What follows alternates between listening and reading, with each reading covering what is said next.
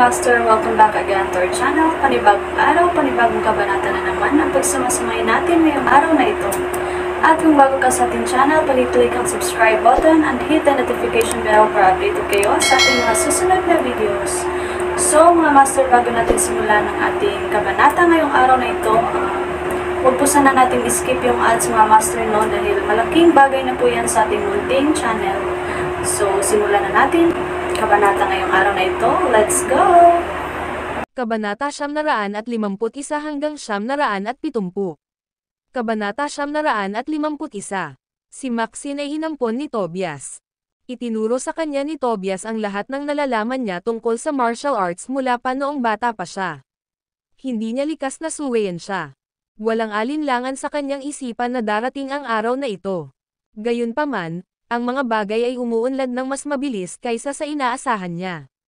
Sumando si Tobias sa kanyang upuan at nagpakawala ng malungkot na buntong hininga. Ang una kong nakatagpo sa Blithiz ay 20 taon na ang nakalilipas nang pumunta ako sa Enchanted Forest para maghanap ng mga panggamot na materyales. Ang taong nakilala ko noong panahon iyon ay si Ezra Blythe. Nagpalitan kami ng suntok sa isang pambihirang halamang gamot, at doon ko nasaksihan ang kanyang kakaibang kakayahan. Nanlilisik ang mga mata ni Tobias nang maalala ang nakaraan. Bumalik sa kanya ang labanan 20 taon na ang nakalilipas.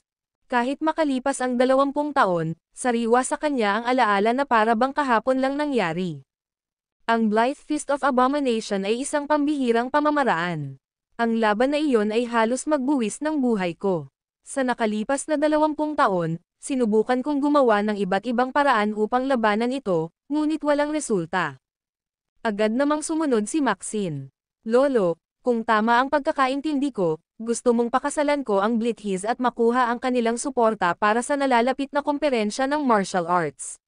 Gusto mo bang gamitin ang pagkakataong ito para makapasok sa kanilang pamilya at magnakaw ng Blythe Fist of Abomination technique? Tumango si Tobias, kumikislap ang mga mata sa ambisyon. Mas mabuti kung magagawa natin silang magtagumpay. Kung sakaling hindi natin ito magawa at sa wakas ay maranasan natin ang kanilang galit, gagawa sila ng isang kakilakilabot na kalaban. Upang manalo sa isang matinding labanan, dapat magkaroon ng masusing kaalaman sa kanilang kalaban. Ang pagkuha ng pamamaraan ay magbibigay sa atin ng isang hakbang upang labanan sila. Sige, naiintindihan ko. Tumango si Maxine. Ikanaway ni Tobias ang kanyang kamay at sinabing, tiyak na pagod kapag tatapos magtrabaho sa lahat ng ito. Bumaba ka at magpahinga. Aalis na po ako, Lolo. Tumango si Maxine at naglakad palayo. Samantala, sa Kensington, sa sandaling bumalik siya sa bahay, agad na nahimbing si James. Nakatulog siya hanggang gabi. Matapos maligoy na gamulong mula sa kama, naglakad si James pababa ng hagdan. Nauna nang dumating si Thea at nakikipag-chat kay Cynthia, nagbabahagi ng kaalaman sa paglilinaw. Sa kabila ng pagiging nasa ikatlong ranggo at may ilang pangunahing pag-unawa sa paglilinaw, mas may kaalaman siya kaysa kay Cynthia na kasisimula pa lamang. Lumiwanag ang mukha ni Thea nang makita si James na naglalakad pababa ng hagdan. She called out to him sweetly, "Honey, sa wakas gising ka na." Tumango si James sa bati niya at umupo. Tumingin si Cynthia sa kanya at nagtanong, "James, may mga tanong ako tungkol sa cultivation. Would you mind if I asked you a little bit about them?" "What kind of questions?" asked Away, matulunging alok ni James. Ibinahagi ni Cynthia ang kanyang mga tanong, at masigasig na sinagot ni James ang mga ito. Gayunpaman, hindi alam niya ang true energy kamakailan lamang at hindi gaanong karanasan sa kultura. Kaya naman, ipinaliwanag lang niya kung ano ang tingin niya ay tama. Si Thea ay nakikinig din ng mabuti, na tumatango ng mabuti sa mga salita ni James.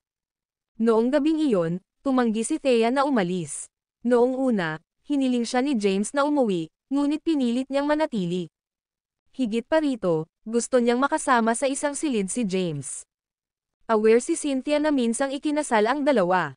Bagamat nagdiborsyo daw sila, kung ano man ito sa pagitan nina James at Thea, at walang kinalaman sa kanya. Dahil wala nang ibang dahilan para manatiling gising, iniwan niya sila sa kanilang negosyo at natulog ng maaga. Sa second floor, kwarto ni James. Umupo si James sa harap ng kanyang mesa at maingat na sinilip ang nilalaman ng kanyang medikal na libro. Ang Crucifer ang pangunahing focus ng Medical Book Volume 2. Bukod sa mga teksto tungkol sa Crucifer, isang set ng martial arts techniques ang idinetalye din sa dulo ng libro. Sa ngayon, saglit lang itong sinulyapan ni James at hindi pa ito pinag-aralan ng malalim. Dahil may oras na siya, binalak niyang masusing pag-aralan ang bawat salita. Bagamat ang true energy ay ang pundasyon ng paglilinang, ang mga kasanayan sa martial arts ng isang tao ay kasing halaga. Lumabas si Thea mula sa shower.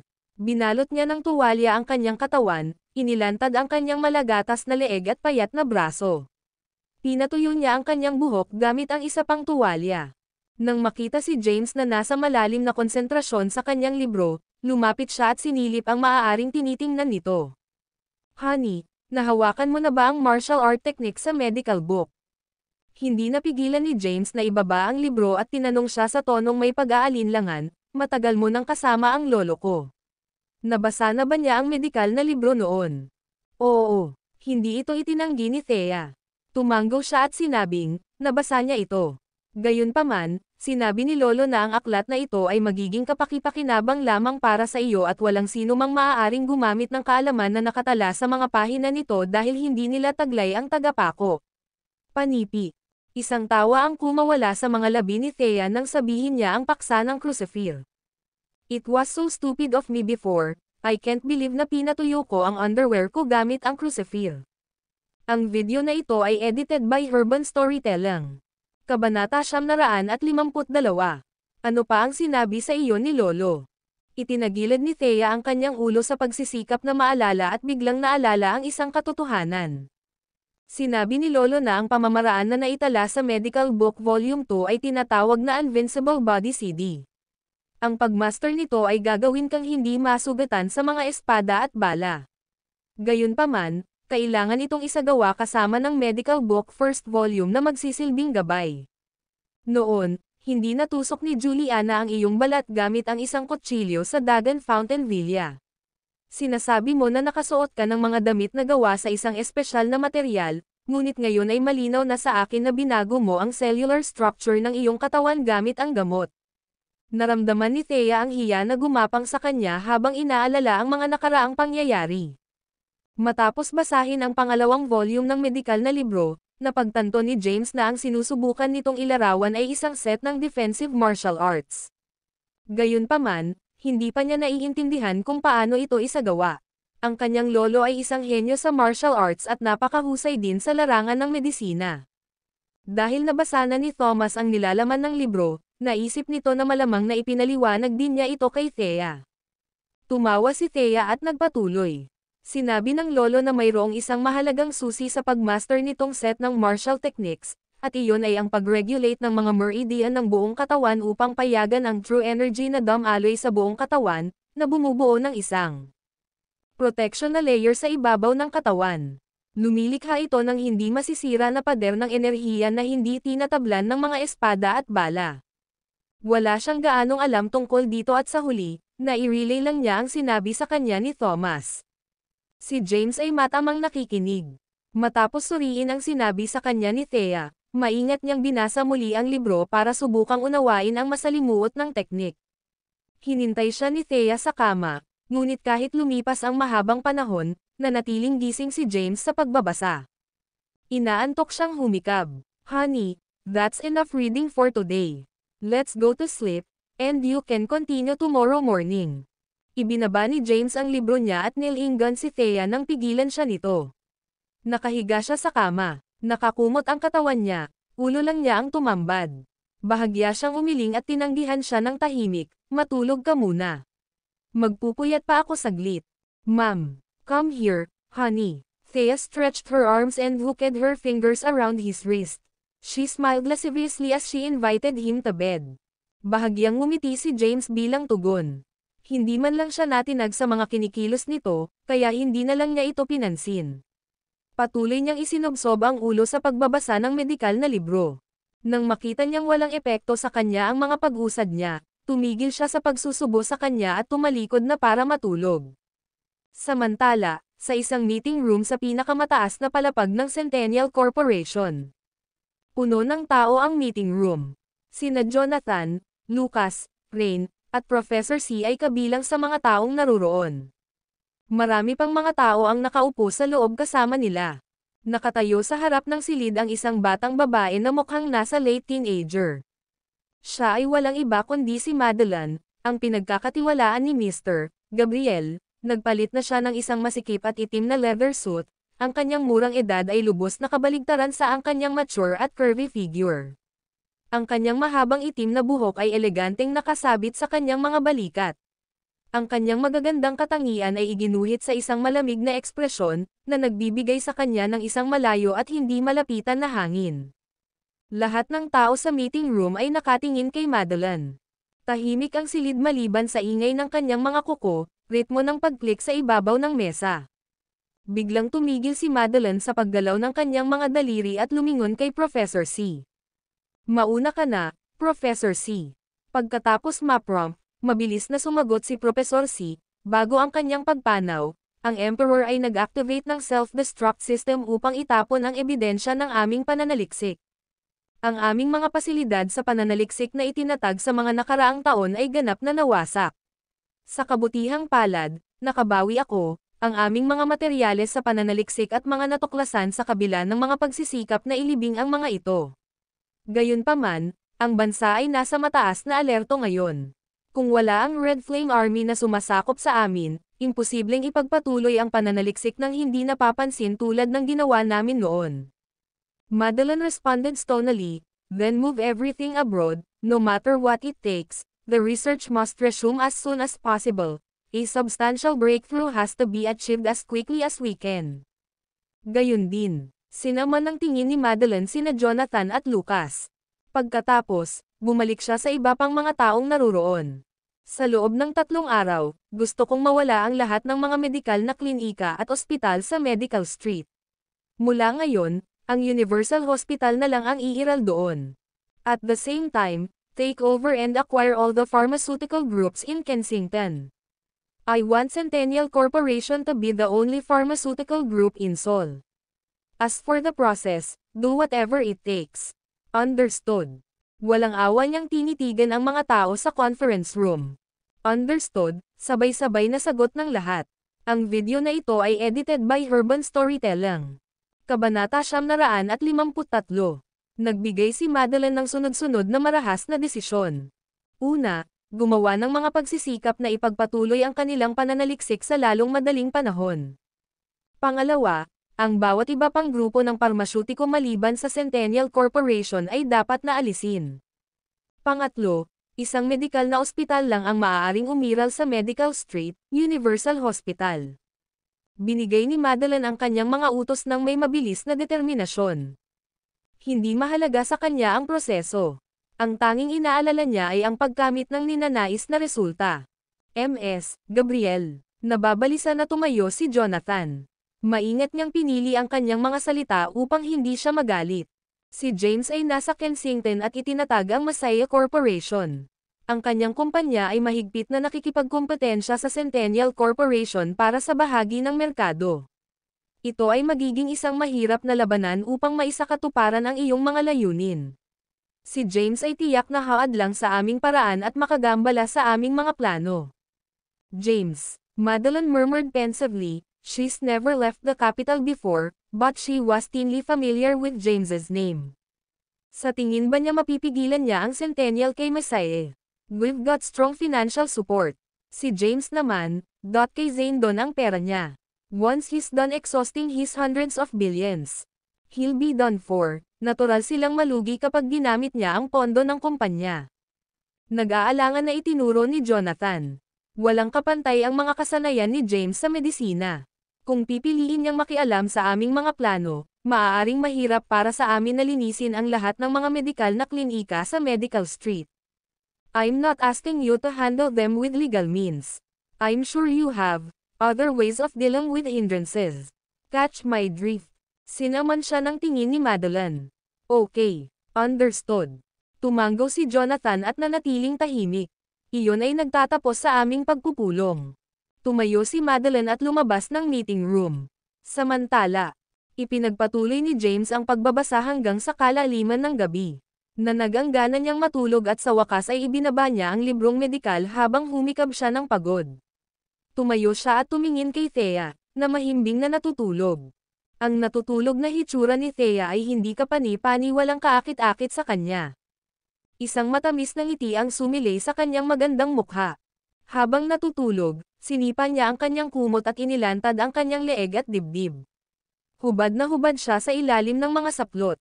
Lumapit si James at marahang ibinalik ang mga saplot sa kanyang nakalantad na katawan. Nagising si Thea sa sensasyon ng kumot na gumagalaw sa kanyang balat. Iminulat ni Thea ang kanyang mga mata ng mahina at nakita si James na nakatalikod sa kanya. Marahan niyang hinawakan ang kamay nito at nagtanong, "Honey, saan ka pupunta?" Nakikiliti sa utak ni James ang inaantok at humihinga niyang boses. "Sa sahig ako matutulog," mabilis na pagpupumilit ni James.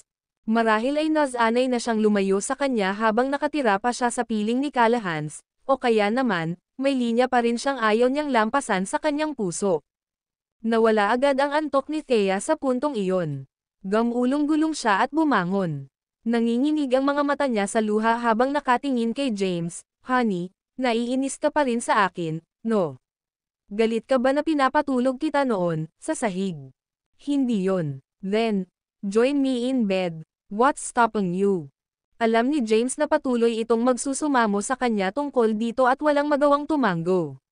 Umakyat siya sa kama at nahiga, nakatalikod kay Thea. Bagamat hindi ito ang unang beses na magkasama sila sa kama, tila laging may hindi sinasabing panuntunan sa pagitan nila tuwing humiga sila sa isa't isa.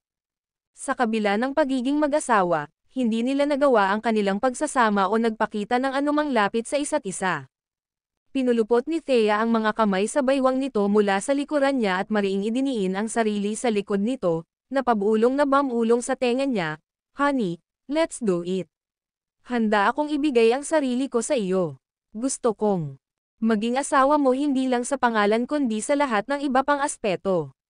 Gusto kong sabay nating palakihin ang mga anak natin." Ang pinakamalaking panghihinayang ni Thea ay hindi niya pinahintulutan si James na hawakan siya sa nakaraan kahit na matagal na silang magkasama. Sa pagkakataong ito, nakagawa na siya ng kanyang desisyon at handa na siyang mangako dito.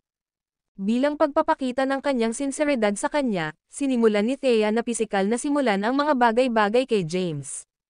Pinulupot niya ang kanyang mga kamay sa dibdib ni James at nag-iwan ng mga magagaan na halik sa kanyang leeg. Si James, siyempre, ay hindi imyon sa mga aksyon ni Thea. Gayunpaman, siya ay nagnanais na manatiling binubuo at kontrolin. Hindi pa rin siya sigurado tungkol sa mga prospect ng isang masayang hinaharap kasama si Thea. Dahil dito, nag-atubili siyang payagan ang sarili na makipagtalik kay Thea. Thea, sa kabila ng time na pagtatangka ni Thea na akitin siya, malumanay niyang pinahahalagahan ang sarili mula sa pagkakayakap nito at tumalikod. "Bigyan mo pa ako ng oras." Ang kanyang paghipo ay gumising sa kanyang makalaman na pagnanasa para sa kanya at siya ay nasa bingit ng kanyang pasensya. Ang kanyang boses ay nanginginig na parang dahon sa hangin. Sa pagharap sa pagtanggi ni James, ang mga pagkabigo ni Thea ay nawala sa anyo ng mga ilog ng luha na damaloy sa kanyang mukha. Humihikbi siya habang nagsimulang tumulo sa kanya. "Kay kung ayaw mo na sa akin, dapat sinabi mo na lang sa akin. Kahit natutulog ka sa tabi ng asawa mo, nandito ka nag-iisip ng ibang babae." Ay, not, mahinang tanggi ni James.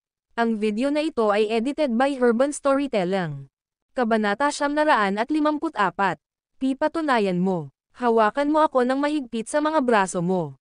Huminga ng malalim si James at ipinulupot ang malalakas na braso kay Thea. Komportableng yamakap si Thea sa kanyang mga braso at isinubsob ang mukha sa kanyang dibdib. Nagpalipas ng gabi ang dalawa sa ganitong posisyon habang tahimik itong dumaan. Kinaumagahan ay nagising si Thea mula sa pagkakahimbing. Sa sandaling nagising siya, naramdaman niya ang isang mainit na kamay na yamakap sa kanyang dibdib. Nag-init ang kanyang mukha at agad na sinampal ang kanyang sentido. Dahil hindi na niya makagalaw o makatakas sa kanyang kalagayan, nakatitig lang siya sa kisame ng may pagtataranta. Maya-maya ay nagising na din si James. Naramdaman niyang may kung anong nasa kamay niya, mariin niyang pinisil iyon. Nakarinig siya ng gulat na buntong hininga mula sa kanyang tabi. Anong ginagawa mo, James? Masakit yon. Agad na nagdilat ang mga mata ni James nang mapagtanto niya ang sitwasyon niya. Sa kanyang naguguluhan na gulat ay itinulak niya si Thea palayo sa kanya nang tumalikod ito at umupo. Nang makita ang naguguluhan na ekspresyon ni Thea, namula agad ang mukha nito. Thea, about that, swear hindi ko sinasadya. Walang sinabi si Thea at hindi siya sinisisi sa gulat na reaksyon nito. Ang makitang hiyubot-hubad na katawan ni Thea sa madilim na liwanag ng umaga ay halos sapat na para mamula ang ulo ni James. Sa takot na hindi na siya makatiis, mabilis siyang tumalikod at bumangon sa kama. Pagkatapos, pumulot siya ng sigarilyo sa bedside table at sinindihan. Samantala, bumangon si Thea sa kama at nagsimulang magbihis. Pagkatapos niyang magsuot ng damit, biglang tumunog ang phone niya. Nakasaad sa screen ng telepono na ang tumatawag ay si Lex Callahan. Sinagot niya ang telepono at nagtanong, "Lolo, bakit ka tumatawag ng madaling araw? May nangyari ba?" Nag-aalalang bulalas ni Lex mula sa kabilang linya ng telepono. "Thea, kailangan mong magmadaling bumalik ngayon din. May nangyaring masama." Uminit ang dugo ni Thea matapos marinig ang boses nito, at bigla itong sumagot, "Anong nangyari?" "We're in a tight spot." Isang reshuffle sa kapangyarihan ang nangyari. Kinakabahan si Lex at halos hindi makapaniwala habang sinusubukang ipaliwanag kay Thea ang sitwasyon. "Sa anumang kaso, bumalik ka na lang sa pinakamabilis mong makakaya." Ang hirap ipaliwanag sa telepono. Binaba ni Thea ang telepono, namumungay ang mga mata niya sa dampa.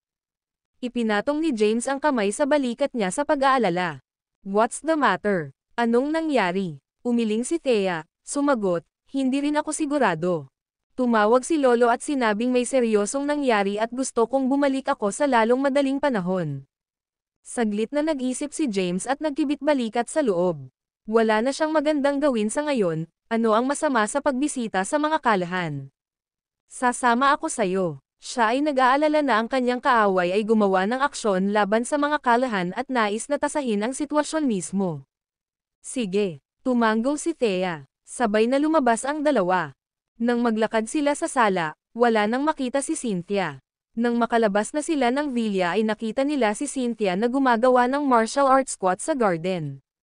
Nakasuot siya ng puting roba at nakatali ang mahabang buhok sa isang nakapusod. Tumayo si Luther sa tabi niya, tahimik na nanonood. Nang makita niya sina James at Thea na papalabas ng villa, napatigil siya sa kanyang ginagawa at kinuha ang tuwalya na inalok sa kanya ni Luther. Pinunasan ni Cynthia ang pawis sa noo, at lumapit sa kanila. She called out, "James, Thea. Kahanga-hanga, nagsusumikap ka." Pinuri ni James ang kanyang kasipagan. "Aalis ka ba, James?" Tanong ni Cynthia habang nakatagilid ang ulo. Tumanggo si James at sinabing, "Oo." Tumawag ang mga Callahan, sinabing may seryosong nangyari, at pinauwi si Thea. "Medyo nag-aalala ako at gusto kong makita kung ano ang nangyayari sa sarili ko. Actually, may makabuluhang nangyari ngayon." Si Luther, na nakatayo sa tabi ng kanyang amo, ay biglang sumali sa usapan. Kaninang umaga, ang balita ay nagulat na ang mahusay na itinatag na mga grupo ng parmasyutiko sa Kensington tulad ng Longevity at Century ay umatras mula sa industriya ng parmasyutiko, mga grupo. "Ano?" Ang biglaang balita ay dumating bilang isang sorpresa kay James. Sinundan niya ng isang tanong. "Kailan ito nangyari?" Itinaas ni Luther ang kanyang braso at tiningnan ang kanyang relo. 9:00 pa lang ng umaga. Lumabas ang balita bandang 7:00 ng umaga. Nagdulot ito ng kaguluhan sa publiko mula noong una itong lumabas. Dapat sinadya ni Lolo na pag-usapan ito. "Bumalik tayo at makakuha ng karagdagang impormasyon," sabi ni Thea. Ang video na ito ay edited by Urban Storytelling. Kabanata 955. Napagtanto ni Thea na ang deklarasyon ng Celestial, Longevity, at iba pang malalaking grupo tungkol sa pag-alis sa industriya ay nagdulot ng serye ng mga chain reaction na nakaapekto naman sa kumpanya ng mga Callahan, Eternality. Hindi na nagtagal sina Thea at James at umalis na sila ng post-haste. Hindi nagtagal, nakarating sila sa villa ni Callahans. Madaling araw na, Ngunit halos lahat ng miyembro ng pamilya ni Callahan ay nagtipon sa villa. Makapal ang hangin sa pag-aalala at kawalan ng katiyakan. Nagmamadaling naglakad sina Thea at James papunta sa kanila. Mabilis na nahawakan ng mga Callahan ang kanilang lifeline. Thea, sa wakas nakabalik ka na. Thea, kailangan ka ng mga Callahan para mamuno at iligtas kami sa sitwasyong ito. Ang mga Callahan ay humakbang at nagsimulang bambahin si Thea sa kanilang mga desperadong pakiusap at kahilingan. Samantala, tuluyan ng hindi pinansin si James. Tanong ni Thea, Lolo, totoo bang nag-anunsyo na ang Celestial, Longevity, at iba pang malalaking grupo ng pag-alis nila sa Kensington at sa industriya ng parmasyutiko? Tinawag mo ba ako dahil naapektuhan ang mga Callahan sa biglaang pag-alog na ito? May iba pa dyan. Nalungkot si Lex. Umupo ka muna. Lumapit si Thea at umupo. Sumunod naman si James at naghanap din ng mauupuan. Sa kasamaang palad, walang magagamit na espasyo sa sofa. Tumingin si Thea kay Megan at humirit ng mapilit. Bigyan mo ng space si James. Bakit ako? Ibinuka ni Megan ang kanyang mga labi para tanggihan ang hiling ni Thea ngunit napansin niya ang displeased expression ni Lex. Mabilis siyang tumayo at sinulyapan si James sa tabi niya. Iminuwestre sa upuan, sinabi niya na may mga ngiping nagngangalit, para sa iyo. Mabilis na umupo si James. Sa wakas ay sinimulan ni Lex na ipaliwanag ang sitwasyon, hindi ko alam kung anong uri ng mga pamamaraan ang ginamit ng Centennial Corporation, ngunit nagawa nilang hikayatin ang mga malalaking pharmaceutical corporations sa Kensington na ibenta ang kanilang mga kumpanya upang sila ay sumanib sa Centennial. Kasabay nito, ang mga pamilya ng mga korporasyong ito ay nagpahayag ng kanilang permanenteng pag-alis mula sa industriya ng parmasyutiko. Binili nila ang lahat ng mga kumpanyang ito sa loob lamang ng isang gabi. Nagulat si James sa balita. Ito ang mga nangungunang korporasyon sa industriya ng parmasyutiko. Mangangailangan ng astronomical figure upang makuha ang lahat ng ito. Tama na. Bumantong hininga si Lex. Nagpakita ang mga kinatawan mula sa Centennial Corporation sa aming villa kaninang umaga at binigyan kami ng dalawang pagpipilian. Alinman sa aming ay disband ang Eternality, umatras sa industriya ng pharmaceutical at makatanggap ng kompensasyon ng $1,000,000, o ipagpatuloy ang mga operasyon sa ilalim ng tuloy-tuloy at walang humpay na panghihimasok ng Centennial Corporation. Ilang malalaking korporasyon na ang binuwag ng kanilang mga dating tagapangulo at nakuha ng Centennial Corporation. Gayunpaman, hindi ito ang pangunahing alalahanin ng mga Callahan.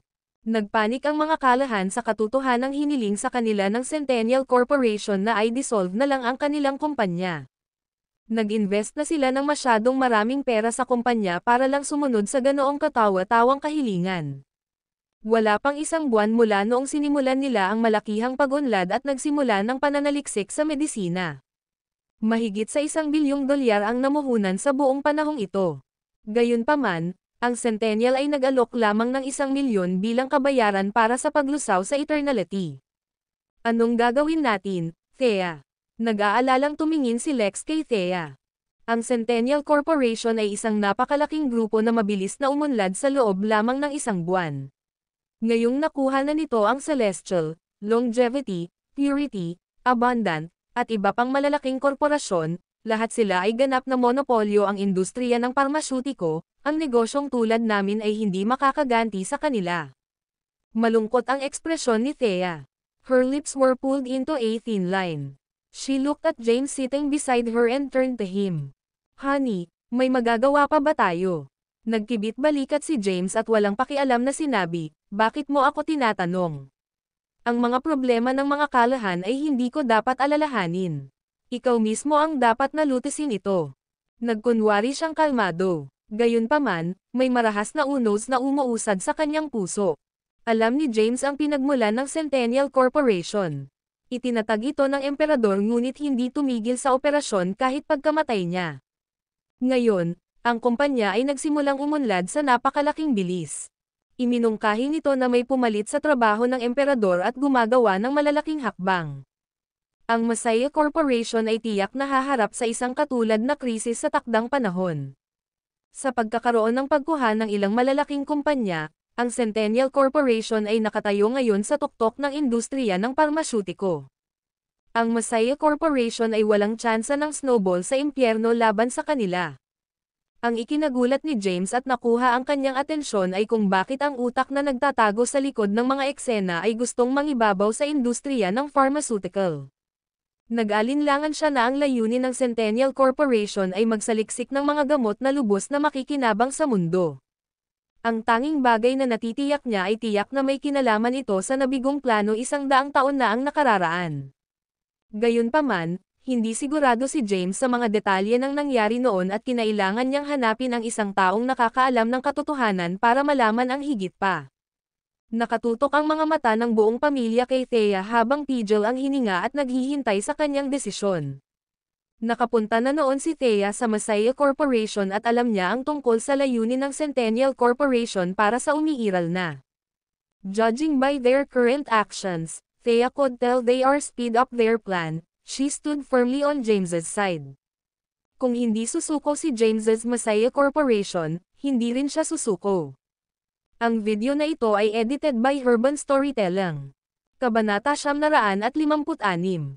Pagkaraan ng ilang sandali na pag-isipan ito, sinabi ni Thea, huwag kang mag-alala tungkol dito pansamantala. Dapat ipagpatuloy ng Eternality ang mga operasyon nito gaya ng dati. Duda ako na ang Centennial Corporation ay magdudulot ng sapat na bagyo upang ibagsak tayong lahat sa Kensington. Napatingin si James kay Thea na nagtataka. Tiyak na lumaki si Thea. Kung ikukumpara sa dati, siya ay higit na mapagpasyahan at nagpakita ng matatag na pagpapasya. Biglang tumunog ang telepono ni Lex. Sinagot niya ang telepono, at ang kulubot niyang mukha ay namula. Napahawak si Thea sa manggas niya dahil sa pag-aalala. Anong nangyari, Lolo? Ang mga bagay ay tumaas sa Medical Street. Ano? Tumigas ang mukha ni Thea. Ano ba talaga ang nangyari? Tanong niya matapos bigyan ng sandali si Lex para i-compose ang sarili. Huminga ng malalim si Lex at nagpaliwanag, nagdulot na naman ng gulo ang Universal Hospital. Pinapaalis nila ang mga klinika at ospital sa Medical Street. Nagmungkahi sila ng mga laban sa mga kilalang klinika at ospital, at ang matatalo ay kailangang magsara. Ang mga tumanggi sa hamon ay itatapon ng mga gangster ang kanilang mga klinika o ospital. Bam! Hinampas ni Thea ang mga kamay sa mesa at umungol, nakakabaliw. Matapos pawiin ang galit sa kanyang puso, nilinggan ni Thea si James. Si James ay nakasandal sa sofa, hinihimas ang kanyang baba na nag-iisip. Sinusubukan niyang malaman ang plano ng taong humalili sa Emperor. Maganda kung nandito si Maxine. Tiyak na matutukoy niya ang ugat ng problema. Napabuntong hininga si James sa loob. Bigla niyang namiss ang talentadong batang pinsan mula sa Cadence. Honey, Centennial Corporation owns Universal Hospital. They're making very bold moves in Kensington this time. May magagawa ba tayo tungkol sa kanila? Kailangan ng tulong ni Thea para makaisip ng countermeasure. Inipon ni James ang kanyang mga iniisip at sinabing, ano pa ang dapat gawin maliban sa pagpigil sa kanila. Sinubukan niyang makakuha ng isang mas mahusay na larawan ng kung ano ang nangyayari. Ang mga tao sa likod ng Centennial Corporation ay dapat na gumamit ng walang prinsipyong paraan upang maisakatuparan ang kanilang mga acquisition. Sila ay nagbanta o nagbablackmail sa mga pangunahing grupong ito sa pagsusumit. Ngayon ang kanilang mga tanawin ay nakatutok sa Callahan's. Bukod sa Callahan's, alam ni James na ang iba pang mga grupo ng parmasyutiko na may iba't ibang laki at pati na rin ang mga maliliit na pabrika ng pagmamanupaktura sa Kensington ay malamang na pinagbantaan na magsara. Kasunod noon ay kinailangan nilang magkagulo sa Medical Street. Ang mga aksyon ng Centennial Corporation ay maaari lamang ituro sa isang bagay, nais nilang maging ang tanging grupo ng parmasyutiko sa Seoul. Nais nilang magkaroon ng ganap na monopolyo sa merkado. Pumunta muna tayo sa Medical Street para suriin muna ang sitwasyon, mungkahi ni James. Sige, tumanggo si Thea. Tumayo si Lex at mabilis na nagutos, ihanda mo ang mga sasakyan. Pupunta tayong lahat sa Medical Street. Ang lahat ng Callahan ay lumipat sa Medical Street. Habang papunta sa Medical Street, tinawagan ni James si Maxine at ipinaliwanag ang sitwasyon sa Kensington. Maxine, Centennial has made their motives very clear. They're trying to monopolize the pharmaceutical industry. What should I do? How can I retaliate against them? I'm at a bit of a loss. Ang kabisera, mansyon ni Cadence. Matapos matanggap ni Maxine ang tawag ni James, sinuri niyang mabuti ang impormasyong naibigay ni James sa kanya. Parang may bumbilya sa kanyang ulo, bigla niyang sinagot si James, "The move by Centennial was very unexpected and as a result, caught many people off guard. Seeing as they've done this, there's only one way out of this at Chara, James." "Sige, nakikinig ako." Ipinaliwanag ni Maxine, binyantaan na ngayon ng Centennial Corporation ang mga kalahan. Nangangahulugan iyon na ginawa rin nila ang parehong sa ibang mga pamilya at mga korporasyong parmasyutiko, sa mga pamilya, kumpanya, at maging sa mga pabrika na ito. Kung pabor sa iyo ang mga bagay, maaaring magkaroon ka pa ng pagkakataong gamitin ang mga ito bilang mga kaalyado sa pag-atake laban sa Centennial. Panipi. Nabuhayan ang loob ni James matapos marinig ang payo ni Maxine. "Salamat, Maxine. Mas malinaw na ang mga bagay ngayon. I think I know what I'm going to do moving forward." Kailangan na dalhin mo sila sa iyong panig bago ang pag-atake ng Centennial Corporation at pinili ng mga pamilya, kumpanya, at pabrika na ito na ibigay sa Centennial. "Sige, naiintindihan ko. Sisiguraduhin kong magpapasalamat ako sa iyo ng personal sa susunod na bibisita ako sa kapital." Binaba ni James ang telepono. Si Maxine ay isang napakatalino na tao. Mula pa lamang sa kanyang simpleng pagsasalaysay ng mga pangyayari, mabilis niyang naunawaan ang sitwasyon at naituro ang iba't ibang paraan na maaari niyang gawin tungkol sa paghawak nito. Malaki ang respeto ni James sa mga kakayahan ni Maxine. Pagkababa ng telepono, huminga ng malalim si Maxine at malungkot na bamulong, "I don't know if you'll get your chance to thank me. Baka sa susunod na bumisita ka sa kapital, ikakasal na ako sa Blithiz." Ang video na ito ay edited by Urban Storytelling. Kabanata 757. There's been a change of plans, Thea. Hindi na ako pupunta sa Medical Street. Biglang napalingon si James kay Thea. "Ha?" Napapikit si Thea sa biglaang announcement niya at nagtanong, "Why not?" Malabong sumagot si James, "Mayroon pa akong ibang bagay na dapat gawin." "Pull the car over." Huminto agad ang sasakyan. Binuksan ni James ang pinto at mabilis na lumabas ng sasakyan. Sumunod si Thea sa kanya palabas, "Kung gayon, hindi rin ako pupunta doon. Sasama ako sa iyo." Alam niyang tinawagan ni James si Maxine at nakaisip siya ng plano para harapin ang mga pag-atake ng Centennial. Naramdaman niya ang pananakit ng puso niya.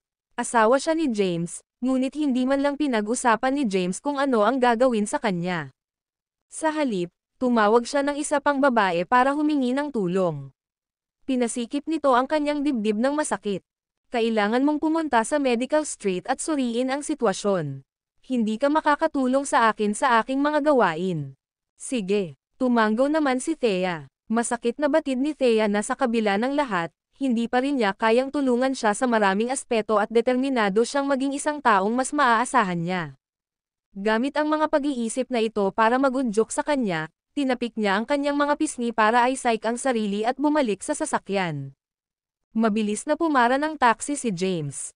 "Masaya Corporation, pakiusap."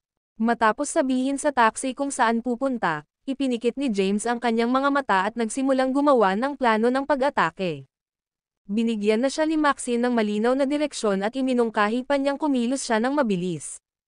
Gayunpaman, kakailanganin niya ng malaking kayamanan para manalo o sumanib sa mga tao at grupo na pinagbantaan ng Centennial Corporation. Ang kakulangan ng pondo ay naging imposible na sumulong. Mas magiging maayos ang mga bagay-bagay kung magkakaroon siya ng pondo para gawin ang kailangan niya. Matapos makuha ang mga tao sa kanyang panig at pagsamahin sila sa kanyang kumpanya, ang tanging natitira sa Kensington ay malamang na ang Centennial Corporation at Masaya Corporation na lang. Ang pinakamalaking problema niya ngayon ay pera. Bago niya namalayan, dumating na si James sa Masaya Corporation. Nagtungo si James sa opisinang matatagpuan sa pinakamataas na palapag ng gusali.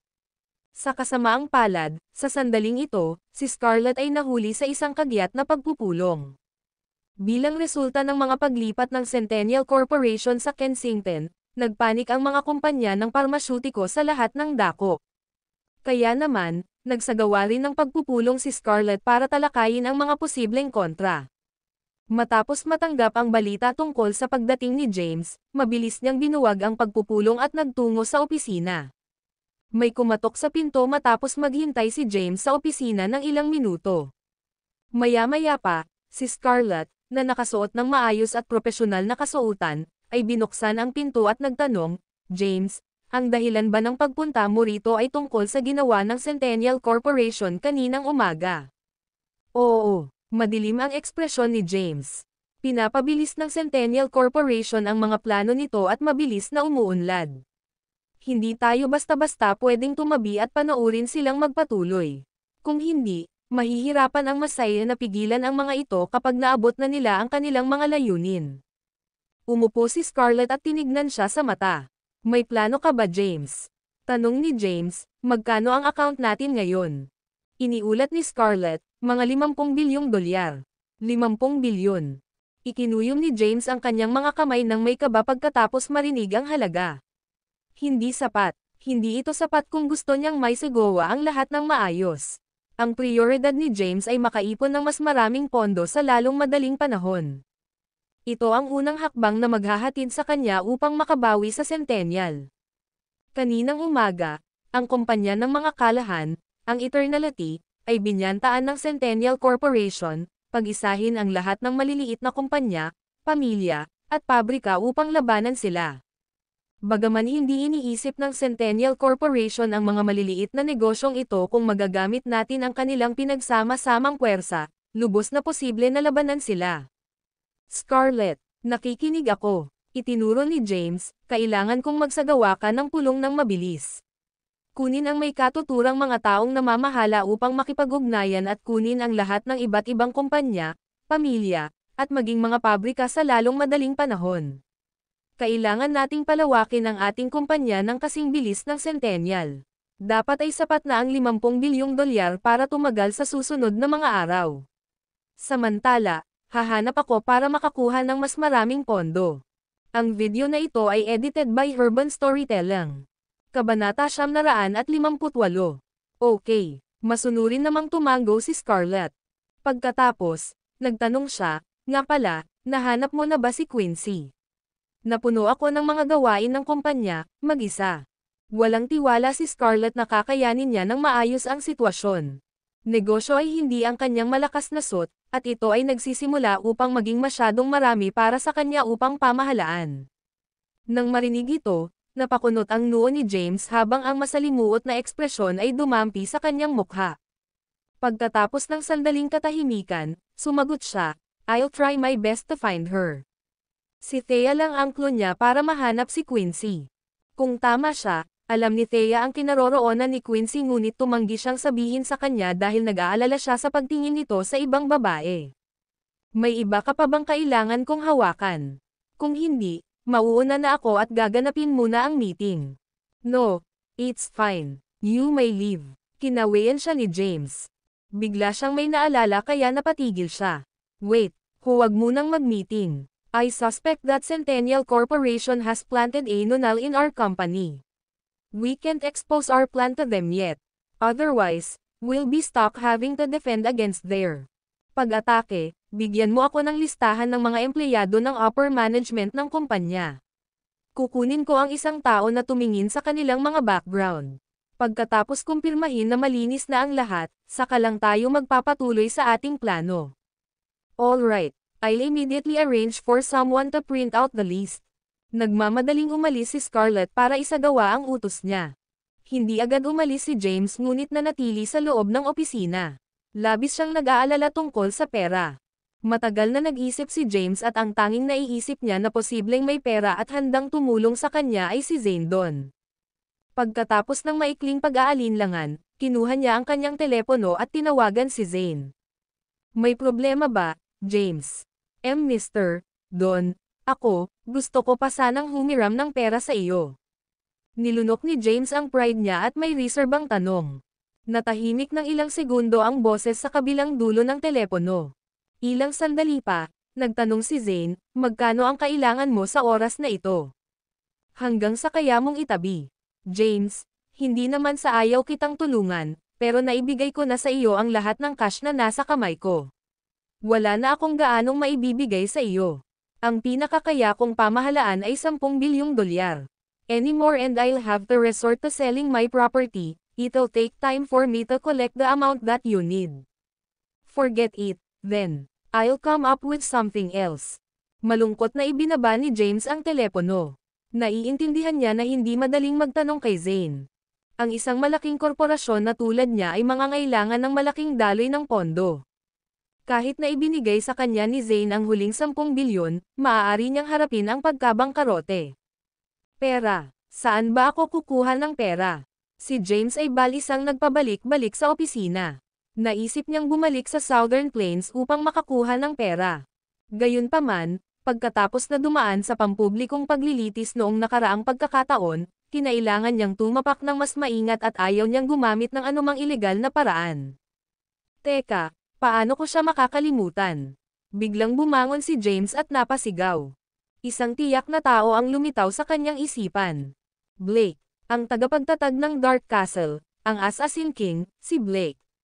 Bago namatay ang Black Snake, nabanggit niya na itinago ni Blake ang kayamanan at kayamanan ng kanyang buhay. Ang kanyang kayamanan ay usap-usapan na maihahambing sa isang buong bansa. Mareresolba ang mga problema ni James kung makukuha niya ang kayamanan ni Blake. Mabilis niyang kinuha ang phone niya at tinawagan si Blake. Haha, kapatid ko, James, sa wakas tumawag ka na. Akala ko nakalimutan mo na ako. Tawa ng tawa si Blake sa telepono. James chuckled at his cheerful response and asked, "Bro, where are you right now? Are you in Kensington?" Hindi. Pumunta ka kaagad sa Kensington. I have something important to discuss with you. Oo naman, walang problema. Walang pagdadalawang isip na pumayag si Blake. Bagamat naabot na ni Blake ang rurok ng external martial arts, wala siyang internal martial art cultivation method para linangin ang true energy. Dahil dito, si James ang tanging pag-asa niyang maging Grandmaster. Ilang sandali pa, bumalik si Scarlett sa opisina na may dalang listahan. Agad naman itong ipinadala ni James kay Jay. Jay, gamitin ang iyong intelligence network para imbestigahan ang mga background ng mga taong ito. Kailangan kong malaman kung malinis sila. Ang video na ito ay edited by Urban Storytelling. Kabanata 959. Ang hindi inaasahang tawag ay ikinagalit ni Jay. Siya ay walang humpay na nagpagol sa loob ng mga dekada at ginamit ang kanyang pera upang bumuo ng isang underground intelligence network. Ngunit ngayon, ginagamit niya ito upang tulungan si James na magsagawa ng mga gawain nang hindi man lang nakakakita ng kahit isang sentimo. I'll update you tomorrow, walang ganang sagot ni Jay. Tomorrow's too late, bibigyan kita ng kalahating araw. Malamig na tanong ni James. Napangisi si Jay at nag-isip sandali. Hindi magiging mahirap ang pag-iimbestiga sa mga empleyado ng kumpanya. Hindi masyadong mahirap na kumpletuhin ito sa kalahating araw. Gagawin ko ang lahat para mabigyan ka ng resulta mamayang gabi. James, nagkakahalaga ng pera kung magtatanong ako tungkol sa impormasyon. Ang bawat impormasyon ay binibili ng pera. Hinihingi mo ba ako ng pera? Throw me a bone, di ba? Nagsisimula na akong hirap mag-maintain ng operations. Fine. Ilagay ito sa aking tab sa ngayon at aayusin ito sa ibang araw. Binaba ni James ang telepono. Naghintay si Scarlett hanggang sa ibinaba ni James ang telepono. Pagkatapos, tinanong niya, ano ang gagawin natin ngayon, James? Itinaas ni James ang kanyang mga kamay. We'll hold down the fort for now. Wait for the investigation results to confirm there isn't mole in our midst before taking action. Naiintindihan ko. Kung gayon, babalik ako sa aking trabaho sa ngayon. Sagot ni Scarlett sabay tango. Pinayagan siya ni James na umalis. Sige, tumalikod si Scarlett at umalis. Umupo si James sa upuan sa opisina at hinayaan niyang mapuno ang kanyang isipan. Pagkatapos, tumayo siya at umalis. Kailangan niyang i-hold pansamantala ang isyu ng Masaya Corporation. Sa ngayon, gusto niyang pumunta sa Medical Street at tanungin muli si Thea tungkol sa kinaroroonan ni Quincy. Si Scarlett ay halos hindi naninindigan pagdating sa pamamahala ng kumpanya at lubhang nangangailangan ng tulong. Si Quincy ay may katalinuhan sa negosyo sa loob ng maraming araw at tiyak na makokontrol ang sitwasyon kung babalik siya. Pumara si James ng taxi at tinungo ang Medical Street. Ang Medical Street ay sumigaw ng aktibidad. Mula noong huling medikal na komperensya, ang Universal Hospital ay hindi gumawa ng anumang malalaking hakbang, habang ang Centennial Corporation ay mabilis na lumago sa panahong iyon. Naging bagong henyo na doktor si Thea dahil kay James. Maraming kilalang doktor sa buong Kensington at maging si Sol ay gustong mag-apprentice sa ilalim ni Thea para sa pagkakataong turuan ni James. Ang Century Hospital ay umabot sa parehong antas ng Herbal Biotech dahil hindi mabilang na mga sikat na doktor ang sumali sa board nito. Bukod pa rito, nakakuha si Thea ng 10 bilyong dolyar at ginamit ang pera sa pagpapaunlad ng ospital. Ito ay isang mahirap na araw para sa Medical Street dahil ang Universal Hospital ay nagdudulot ng kaguluhan. Ang Universal Hospital ay naglabas ng hamon sa lahat ng mga klinika at ospital sa kalye para sa karapatang magpatuloy sa pagnenegosyo. Kung tumanggi silang lumahok, sila ay pinigilan gamit ang pisikal na karahasan. Sa labas ng Century Hospital, nakaupo sa labas si Jonathan sa isang upuan. Sa likod niya ay si Lucas at marami pang ibang doktor mula sa Universal Hospital. Pinangunahan ni Yadriel, Bjorn, at Moses ang isang grupo ng mga kilalang doktor habang nakatayo sila sa harap ng pasukan ng Century Hospital.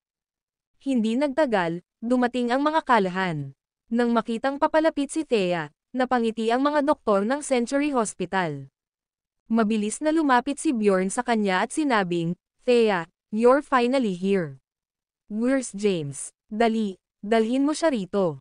Nandito ang Universal Hospital para paalisan tayo sa Medical Street. Kung wala si James, hindi tayo magiging kapareha nila." "Oo, Thea. Alam naming nasa tabi mo siya all this while. Bilisan mo, tawagan mo siya." Ang Universal Hospital ay wala sa harap ng mga kakayahan ni James. Hinimok ng maraming doktor si Thea na makipag-ugnayan kay James. Ang tanging dahilan kung bakit sila naging mga alagad ni Thea sa kabila ng kanyang lubos na kakulangan sa medikal na kasanayan ay dahil sa kanyang relasyon kay James. Gusto nilang lahat ng pagkakataong matuto kay James. Gayunpaman, hindi kailanman nagpakita si James bago. Naturally, hindi rin nila nagawang pakinisin ang kanilang mga diskarte sa ilalim ng kanyang patnubay. Ang kanilang pagnanais na umalis sa Century Hospital ay tumaas sa paglipas ng panahon. Tumingin si Thea sa hindi magiliw na grupo ng mga tao mula sa Universal Hospital at naglakad. Tinitigan niya si Jonathan at malamig na sinabi, "Jonathan, hindi mo ba sinabi na aalis ka sa Sol at hindi ka na magpapakita ng mukha dito pagkatapos matalo?" "Oo, ginawa ko." Ang video na ito ay edited by Urban Storytelling. Kabanata 960. Umupo si Jonathan sa upuan, nakatingin kay Thea. Nakangiti niyang sinalubong ang masasakit na salita nito. "Ipinalayas ako sa huling pagkakataon, ngunit bumalik ako na may mas mahusay na mga kasanayan sa medikal. Natalo ako kay James sa medikal na komperensya at ngayon ay bumalik ako para sa ikalawang round. Walang alinlangan, isa ako sa pinakamahusay na mga medikal na doktor sa ang mundo. Kaya, sinong mas mahusay kaysa sa akin upang patunayan na ang gamot ng Gorion ay higit na mataas?" Pagmamalaking deklara ni Jonathan. "Tumahimik ka, show off ka. Jonathan, alam mo bang walang hiya? Magwala ka. You're not welcome in Medical Street, nor are you welcome in Sol.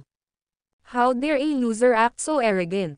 Umalis ka na dito bago pa magpakita si James.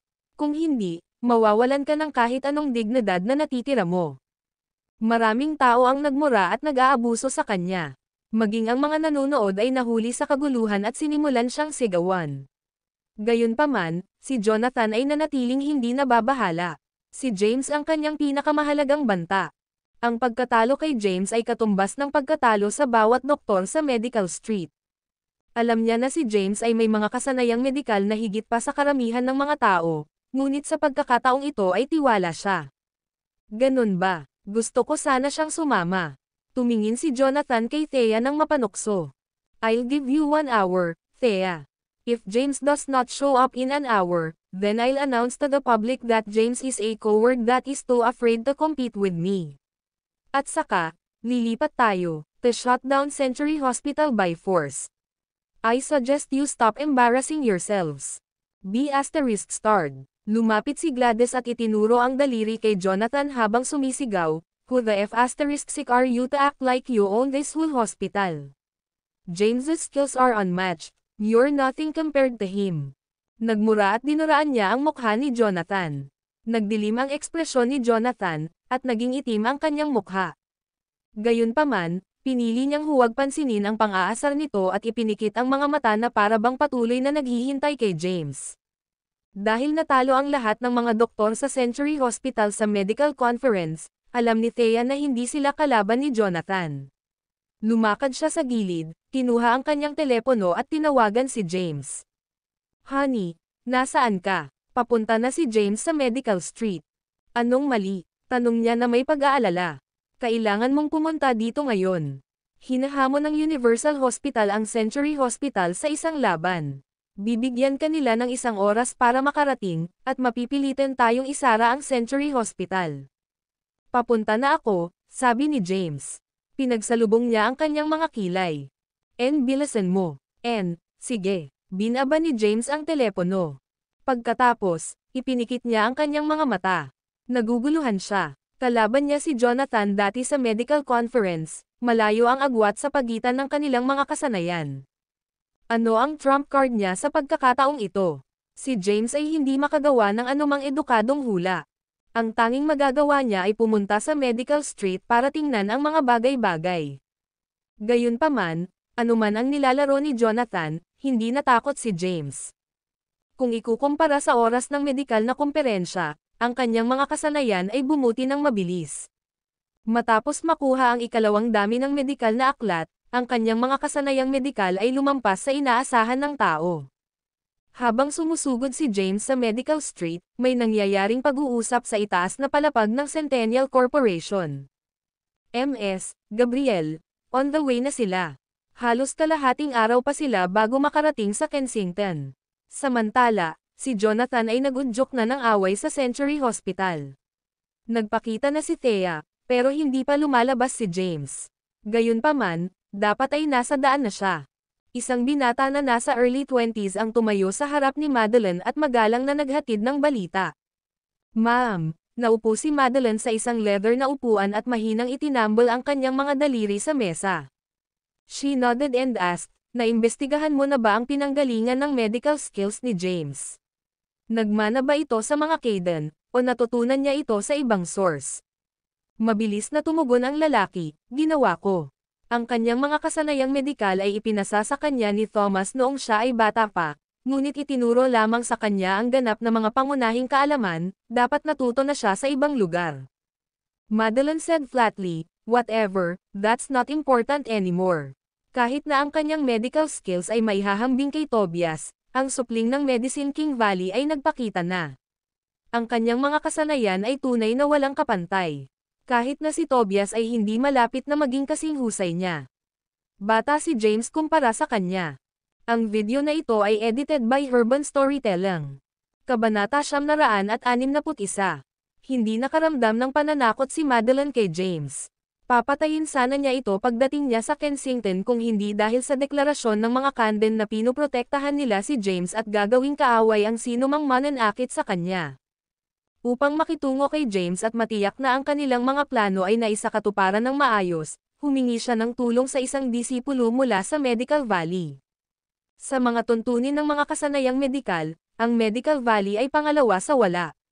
Gayunpaman, palagi silang nagpapatakbo ng lihim at hindi alam ng maraming tagalabas ang kanilang pag-iral. Hindi kailanman mananalo si James laban sa alagad ng Medical Valley.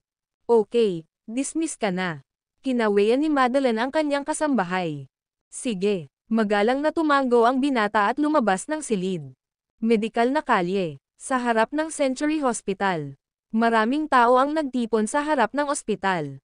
Ang mga doktor mula sa Medical Street, mga manonood, at maging ang mga reporter ng media ay naruroon upang i-broadcast ang kaganapan.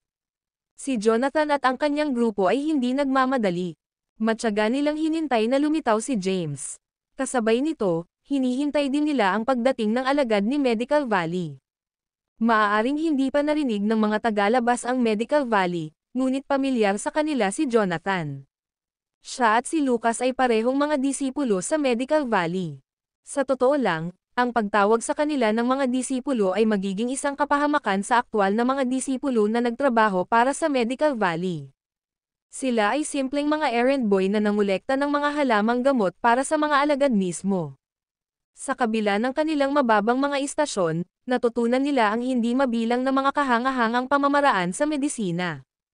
Last time, nag-isa silang lumaban kay James. Ngayon, nagkaroon sila ng tulong ng alagad ng Medical Valley.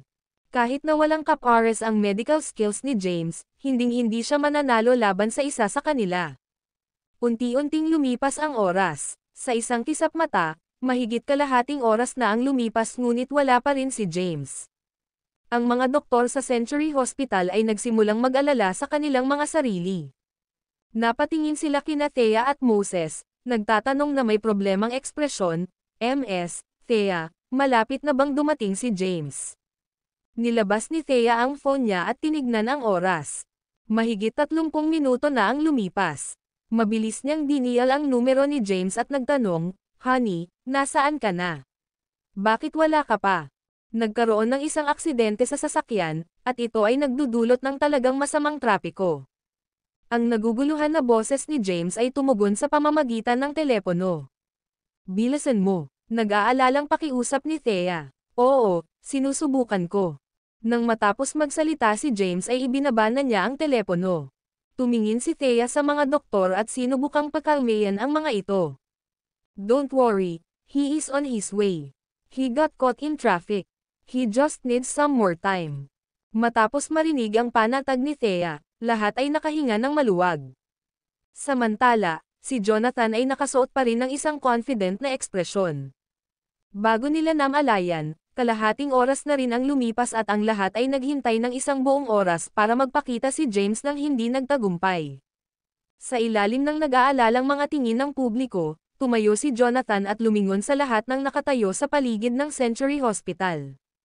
He sneered mockingly at them, "Thea, an hour has passed. Bakit wala pa si James? Natakot ba siya sa presensya natin?" Ngumuso si Thea. "Papunta na siya. Ha ha ha." Tumawa ng malakas si Jonathan. "Where on earth is he traveling from for him to take this long? Aminin mo na lang na natatakot siya, and I won't make it hard for you guys. I only ask you to shut down the hospital, and as for your doctors." Tumingin siya sa mga doktor at dinilaan ang kanyang mga labi. "Basta sasali ka sa Universal Hospital, papayagan kitang magpatuloy sa pag-practice ng medisina. Kung hindi, kukunin ko rin ang medical license mo." "Jonathan, baliw ka. Sino sa tingin mo para tanggalin ang medical license namin?" "Tama, masyado kang mataas ang tingin mo sa sarili mo. As long as I have my doctor's license, I can practice anywhere I want." Ang mga doktor sa Century Hospital ay nagsimulang sumigaw pabalik sa kanya.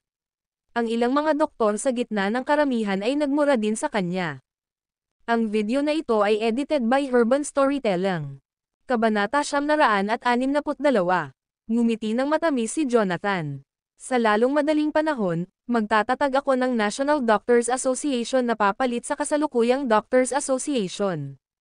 Ipapatupad ko ang isang panuntunan na nagsasabing ang mga doktor lamang na nakakuha ng sertipiko mula sa aming asosasyon ang makakapag-practice ng medisina. Kahit sino pa ay magsasanay ng ilegal, at maaaring yuzigan ng batas tulad nito. Sino ka sa tingin mo para gumawa ng ganyang desisyon? Baliw ka." Lahat ay tumingin sa kanya ng masama. Si Thea lang ang naniwala sa mga pananakot ni Jonathan.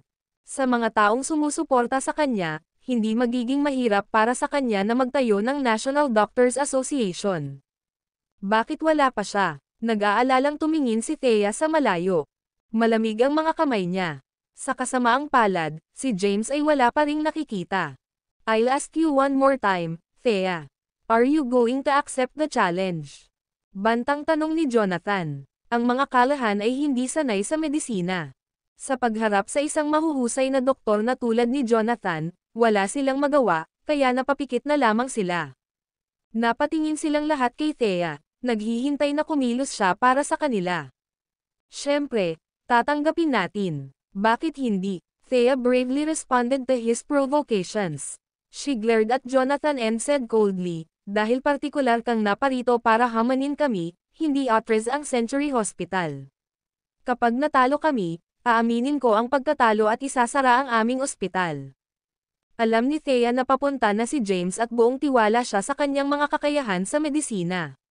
Si Jonathan ay babagsak na parang bahay ng mga baraha sa kanyang harapan.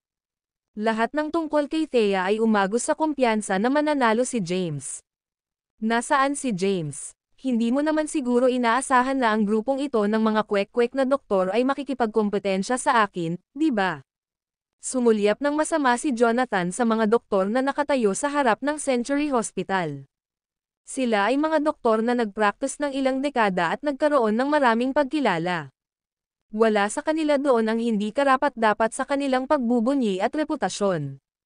Nagalit ang mga doktor na ito matapos tawaging kwek-kwek, ngunit hindi nila mahanap ang mga salita upang tanggihan siya.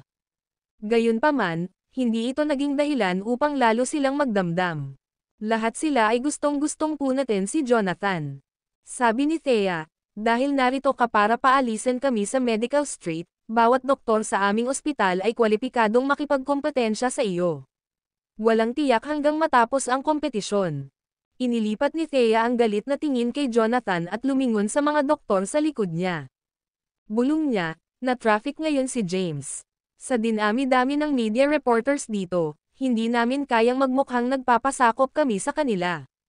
Kahit hindi kami match ni Jonathan, kailangan pa rin naming magpakita ng fighting spirit. We need someone to compete against him to buy some time. Ihahatid na kita, Jonathan.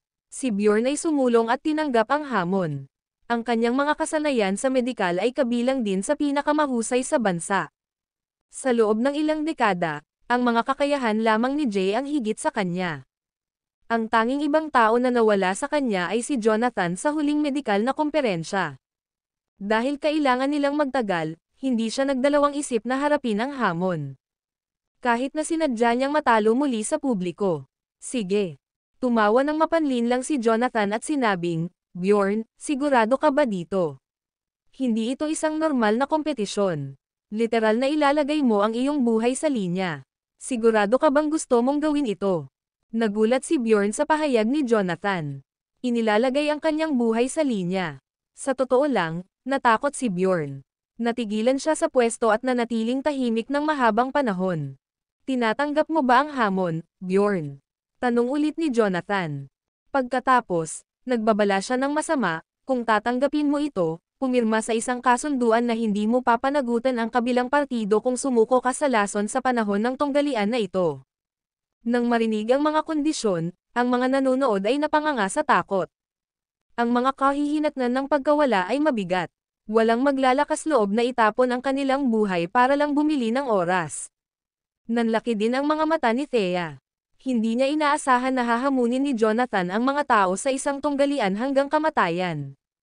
Ang katahimikan ni Bjorn ay sinabi kay Thea ang lahat ng kailangan niyang malaman. Kinilabutan siya. Takot na mamatay sa walang kabuluhan. Gagawin ko. Humakbang si Thea at tumingin kay Jonathan. Puno ng determinasyon ang mga mata na nakatitig sa kanya. We're putting our lives on the line, right? Fine, I'll accept the challenge. Ang kanyang mga salita ay nagdulot ng malaking kaguluhan sa karamihan. Laking gulat ng lahat ng naruroon na tinanggap ni Thea ang hamon ni Jonathan. Sa kabila ng pagtataka ng lahat, confident si Thea. Siya ay isang third-rank grandmaster at maaaring gumamit ng true energy para pigilan ang pagkalat ng lason sa buong katawan niya hanggang sa dumating si James. Ang video na ito ay edited by Urban Storytelling. Kabanata 663. Nakatuon ang mata ng lahat kay Thea. Si Jonathan ay isang mahuhusay na doktor, kaya walang inaasahan na tatanggapin ni Thea, na walang kasanayan sa medikal, ang kanyang nakamamatay na hamon. Higit pa riyan, buhay niya ang nakataya sa tunggalian na ito. Ikaw. Napatingin si Jonathan kay Thea na may pagdududa. Maya-maya, habang sumilay ang ngiti sa kanyang mukha.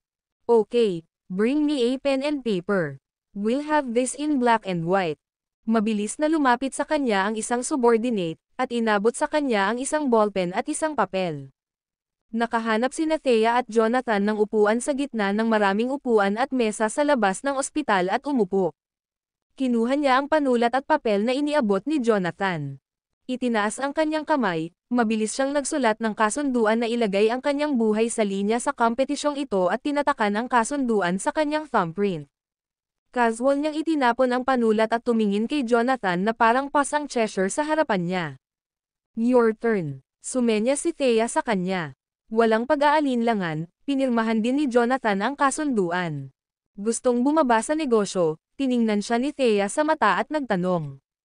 Ano ang mga patakaran? Ngumiti si Jonathan at sinabing, gagamitin natin ang parehong mga patakaran tulad ng dati noong medical conference. Kailangan nating gumawa ng lason.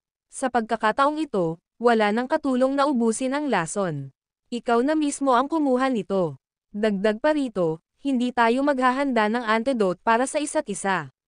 Ang ating kaligtasan ay nakasalalay lamang sa ating sariling kakayahan. Sige, hindi umatras si Thea. Kahit na wala siyang pangunawa sa medisina at hindi alam kung paano gumawa ng lason, matatag siyang naniniwala na kakayanin niya ang lason. Tumayo siya at inutusan ang mga katulong, ihanda mo ang mga halamang gamot. Ang Century ay naging isang malakihang ospital na may kumpletong hanay ng mga halamang gamot. Pagkatapos niyang magbigay ng utos, ang mga doktor ng Century Hospital ay mabilis na naghanda ng libu-libong halamang gamot sa loob lamang ng 10 minuto. Malawak ang daanan sa harap ng Century Hospital at sa gayon ay isang perpektong lugar para sa kompetisyong ito. Isang lugar sa labas ang nabakant. Ang mga mesa at upuan ay naayos na may ilang mga kahon ng mga halamang gamot. Tumingin si Thea kay Jonathan at iminuwestra ang mga mesa. Mas matanda ka sa akin. You can have the first go. Bahagyang natigilan si Jonathan sa pagtitiwala ni Thea. Bakit napaka-confident ng dalagang ito? Natuto ba siya ng mga medikal na kasanayan sa panahong hindi siya nakita nito? Umiling-iling siya sa pag-aakalang hindi niya ma-master ang medical skills sa ganoong kaikling panahon. Aabutin ng maraming dekada upang matutunan ang mga medikal na kasanayan na kailangan para sa patimpalak na ito. Ngumisi siya at nagsimulang gumawa ng kanyang lason. Samantala, nanatiling hindi kumikibo si Thea. Anong ginagawa ni Thea? Bakit hindi pa siya nagsisimula? Nakaturo at nagbulungan ang mga nanonood, hindi sigurado sa pinaplano ni Thea. Lumapit si Gladys kay Thea at nag-aalalang hinawakan ang braso nito. Anong ginagawa mo, Thea? Baka mawalan ka ng buhay dito. Bilisan mo at aminin mo na lang ang pagkatalo mo. Mas mabuti nang mag-forfeit kaysa mawalan ng buhay. Napanood niya ang live na broadcast ng huling medical conference. Si Jonathan ay may talino sa medisina at natalo niya ang hindi mabilang na mga sikat na doktor. Samantala, halos wala na ang mga kasanayang medikal ni Thea. Huhukayan ni Thea ang kanyang libingan sa pamamagitan ng pagdidiit sa tunggalian laban kay Jonathan. Lumapit sa kanya ang ibang mga kalahan at nagsimulang magmakaawa sa kanya. Sinubukan din siyang kumbansihin ni Lex, Thea, huwag kang kumilos ng walang ingat. Mas mabuting mawala sa ospital kaysa mamatay ng walang kabuluhan. Napatingin si David sa kanya nang may pagdududa. Thea, lihim ka bang natutong mag-practice ng medicine? Napuno ng pag-aalinlangan at takot ang mukha ni Thea. Wala man lang siyang kakayahan sa medisina. Ang tanging dahilan kung bakit niya ginawa ito ay dahil walang pagpipilian. Sila ay nasa isang henerasyon kung saan kontrolado ng media ang mundo. Sa napakaraming media reporters na naroroon, hindi siya makakilos ng mahiyain. Kung hindi, gagawa sila ng walang pinipiling mga ulat, pagkatapos ay tuluyang masisira ang reputasyon na itinayo nila hanggang ngayon. Siya ay tumigil hanggang sa dumating si James. Natahimik ang mga doktor ng Century Hospital. Walang sino man sa kanila ang nagkaroon ng tiwala o lakas ng loob na harapin si Jonathan sa isang tunggalian hanggang sa kamatayan. Nangangamba sila na hindi sila makakagawa ng panlunas sa kanyang lason. Ang video na ito ay edited by Urban Storytelling. Kabanata 964. Habang tinatangka ng mga kalahan na pigilan si Thea, inalis niya ang kanilang mga alalahanin at nagsalita ng may pananalig. Huwag mag-alala, guys. I'll be fine. James will be here soon. I just need to stall for some time. She tried her best to convince them that she was fine and took her phone once again to get an update from James. Honey, na-traffic ka pa rin ba? Bahagyang nabalisa ang boses ni James habang sinasagot ang telepono. Bumaba lang ako ng sasakyan. Ang daan ay ganap na nakaharang. Kailangan kong maglakad papunta sa isang lugar na walang traffic at humanap ng ibang masasakyan. I should arrive in another 30 minutes. What's the situation on your side? Pumayag ako sa hamon ni Jonathan. Ang mga patakaran ay pareho sa huling medikal na conference. Ipinaliwanag ni Thea ang sitwasyon kay James. Ang tanga mo. Sinaway siya ni James, hindi mo ba kilala kung sino si Jonathan? Ang kanyang mga medikal na kasanayan ay isa sa pinakamahusay sa mundong ito. Kahit si Jay ay hindi makahawak ng kandila laban sa kanya. How in the world are you confident that you won't end patay kapag katapos mong gawin ito? Alam kong sinusubukan mong bumili ng ilang oras ngunit ito ay masyadong walang ingat. Don't worry, honey. I can use true energy to suppress the poison, sabi ni Thea sa pananahimik na tono.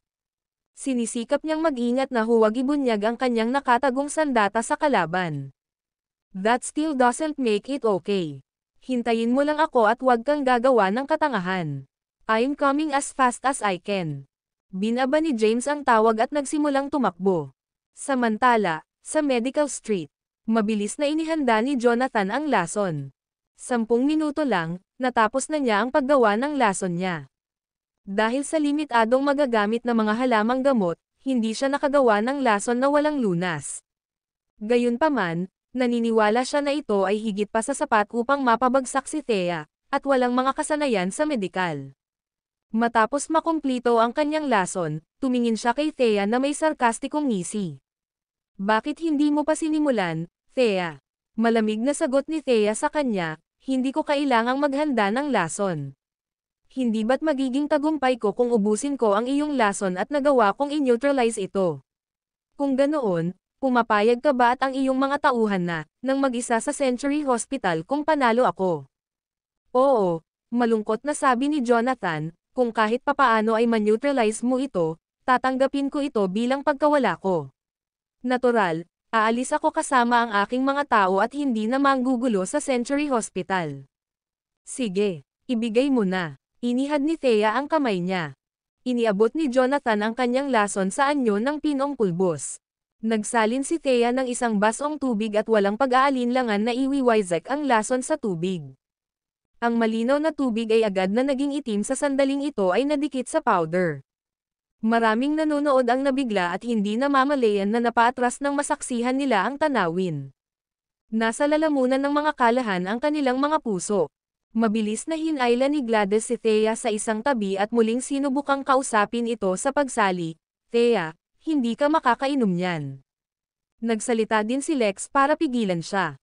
Don't drink it, Thea. Tiyak na papatayin ka niyan. Napangisi si Jonathan nang makitang pinipigilan siya ng pamilya ni Thea. Go ahead, Thea. Kung masyado kang natatakot, there's always the option of throwing in the towel and lose your hospital, so, what will it be? Tiningnan ni Thea si Jonathan sa mata, kinuha ang baso, at ibinaba ang buong baso sa isang beses. Ang mga mukha ng mga kalahan ay naging kasing puti ng kumot. Naalarma na sigaw ni Lex, quick, somebody. Call an ambulance. Lolo, calm down. I'm perfectly fine. Bahagyang itinaas ni Thea ang kanyang mga braso at ngumiti sa kanila bilang patunay ng kanyang kalagayan. Bagamat hindi siya ganap na bihasa sa paggamit ng kanyang true energy, isa pa rin siyang Grandmaster sa 3 ranggo. Ang paggamit ng true energy para pigilan ang pagkalat ng lason sa ibang bahagi ng kanyang katawan at sugpuin ang mga epekto nito ay isang bagay na kayang kayanin ni Thea. Bukod dito, kung siya ay nagsisikap ng husto, maaari niyang sapilitang paalisin ang lason sa kanyang katawan. Gayunpaman, wala sa mga ito ay kasing simple ng tunog. Napangiti si Jonathan at sinabing, Thea, kakalat ang lason sa buong katawan mo at papatayin ka sa loob lang ng ilang minuto. Kahit ang Diyos ay hindi ka mailigtas. Hindi siya pinansin ni Thea at pasimpleng umupo. Lumipas ang oras. Pangalawa sa segundo. Sa isang iglap, lumipas na ang 5 minuto. Anong nangyayari? Kamusta na kaya si Thea? Parang wala namang masama sa kanya. Oo, hindi nagbago kahit kaunti ang kutis niya. Hindi naman siya mukhang nalalason. Kalokohan ba ang lason ni Jonathan? Nagbulungan ang mga nanonood sa pagkamangha habang nakikipagpalitan sila ng mga nagdududangkok sa isa't isa. Napatulala si Jonathan nang makitang hindi pa rin sumusuko si Thea sa lason. He muttered, "This shouldn't be happening." Ilang minuto na ang lumipas, pero bakit buhay pa siya at humihinga? Ang video na ito ay edited by Urban Storytelling. Kabanata 965. Uminom si Thea ng lason ngunit tila hindi naapektuhan. Nataranta ang karamihan. Maging si Jonathan ay naguguluhan sa mga nangyayari. Napakasigurado niya na ang kanyang lason ay lubhang nakamamatay at papatayin ang sinuman sa loob ng ilang minuto. Isang media reporter ang humakbang at itinutok ang isang camera kay Thea, kinuha ang close-up na frame ng kanyang mukha. Tumayo si Thea at tumingin kay Jonathan, na tinatapik ang kanyang mga paa at kinakabahan. Binigyan niya ito ng isang nasisiyahang ngiti. "Ano ang sasabihin mo, Jonathan? Inubos ko ang lason na ginawa mo, ngunit tila walang nangyayari.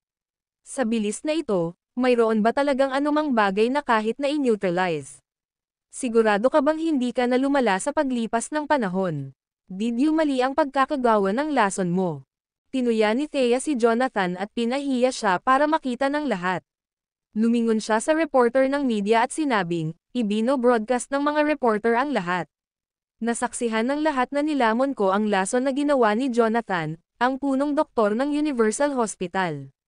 Gayunpaman, nananatili akong malusog, at malusog. Alinsunod sa mga tuntuning na pagkasundoan natin bago magsimula, nangangahulugan ito na natalo ang Universal Hospital. Dapat niloko mo." Itinuro ni Jonathan si Thea at sumigaw ng malakas, "Hindi mo talaga ininom ang lason. Dapat ay pinagpalit mo ito. Idiot ka ba?" Bago pa maibuka ni Thea ang kanyang bibig para sumagot, humakbang pasulong si Gladys at sinimulang bulyawin siya. "Hindi ka pa ba nabuhay ng matagal? Ikaw ay may edad na tanga. Bakit ka naririto sa labas na nagbibigay ng mga hamon sa iba? Dapat ay nanatili ka sa bahay at nasiyahan sa iyong mga ginintoang taon. How dare you accuse Thea of being dishonest when there are so many witnesses regalo? Tama, o inaamin mo lang sa lahat kung gaano kakasakit." Tiningnan siya ng asawa ni David na si Alisa ng masama. Itinuro din ni Tommy ang kanyang daliri kay Jonathan at sa kanyang koponan habang pinagmumura niya sila. "Kayong mga B***starred from Universal Hospital dapat na lang magwala. Lumayo kayo sa ospital ng pamilya natin." Mayabang niyang itinaas ang kanyang kamao sa hangin, sinusubukang takutin si Jonathan at ang kanyang mga tauhan. Matapos kumpirmahin na ayos lang si Thea, nagsimula ng malakas na kinundena ng mga kalahan ang party ni Jonathan. Nabaluktot ang mukha ni Jonathan sa galit. Hindi niya maintindihan kung paanong malusog pa rin si Thea matapos ubusin ang lason. Sa halip na umalis, umupo siya at matiag ang naghintay. Gusto niyang makitang magkabisa ang kanyang lason. Tiyak na ilang oras lang bago ito sumipa. Sa kasamaang palad, lumipas ang isa pang minuto, at hindi natupad ang kanyang hiling. Ang kanyang mukha ay kulay rosas at puno ng enerhiya, na walang mga palatandaan ng pagkalason. "What's wrong? Babalik ka ba sa sinabi mo?" Nagbabanta ang mukha ni Thea. Sa mapanuksong boses, hinarap siya nito muli. "O hindi ka kumbinsido? Gusto mo bang pumunta sa isa pang round?" Pinandilatan ni Jonathan si Thea. Namumula ang kanyang mga mata at naglalabas ng galit. "Maaaring matalino ka, Thea, pero hindi pa ito tapos. Babalik ako." Matapos iwanan ang kanyang mga pagbabanta, siya ay umalis ng nakakahiya kasama ang mga taga-Universal Hospital. "Magwala ka, Puff. Nakakahiya. You can't even prepare a proper poison and yet you want to compete with James. You're lucky he is not yet, or he would wipe the floor with your body." Naghiyawan ang mga tao at pinagtawanan siya. Tumayo si Thea, tumingin sa mga tao, at sinabi sa isang malinaw at makapangyarihang boses, "Sige. Tapos na ang palabas. Makakaalis na ang lahat. Pwede ba kitang i-interview, Ms. Thea?" Isang reporter ang humakbang at nag-request. Saglit na nag-alinlangan si Thea at tumango sa huli. Ito ay isang pagkakataon upang madagdagan ang kabantugan ng mga kalahan. "Sige kung may tanong ka." Itinaas ng babaeng reporter ang mikropono kay Thea at nagtanong, "Kaninang umaga, nagulat kami sa biglaang pag-alis ng mga pangunahing pinuno ng industriya.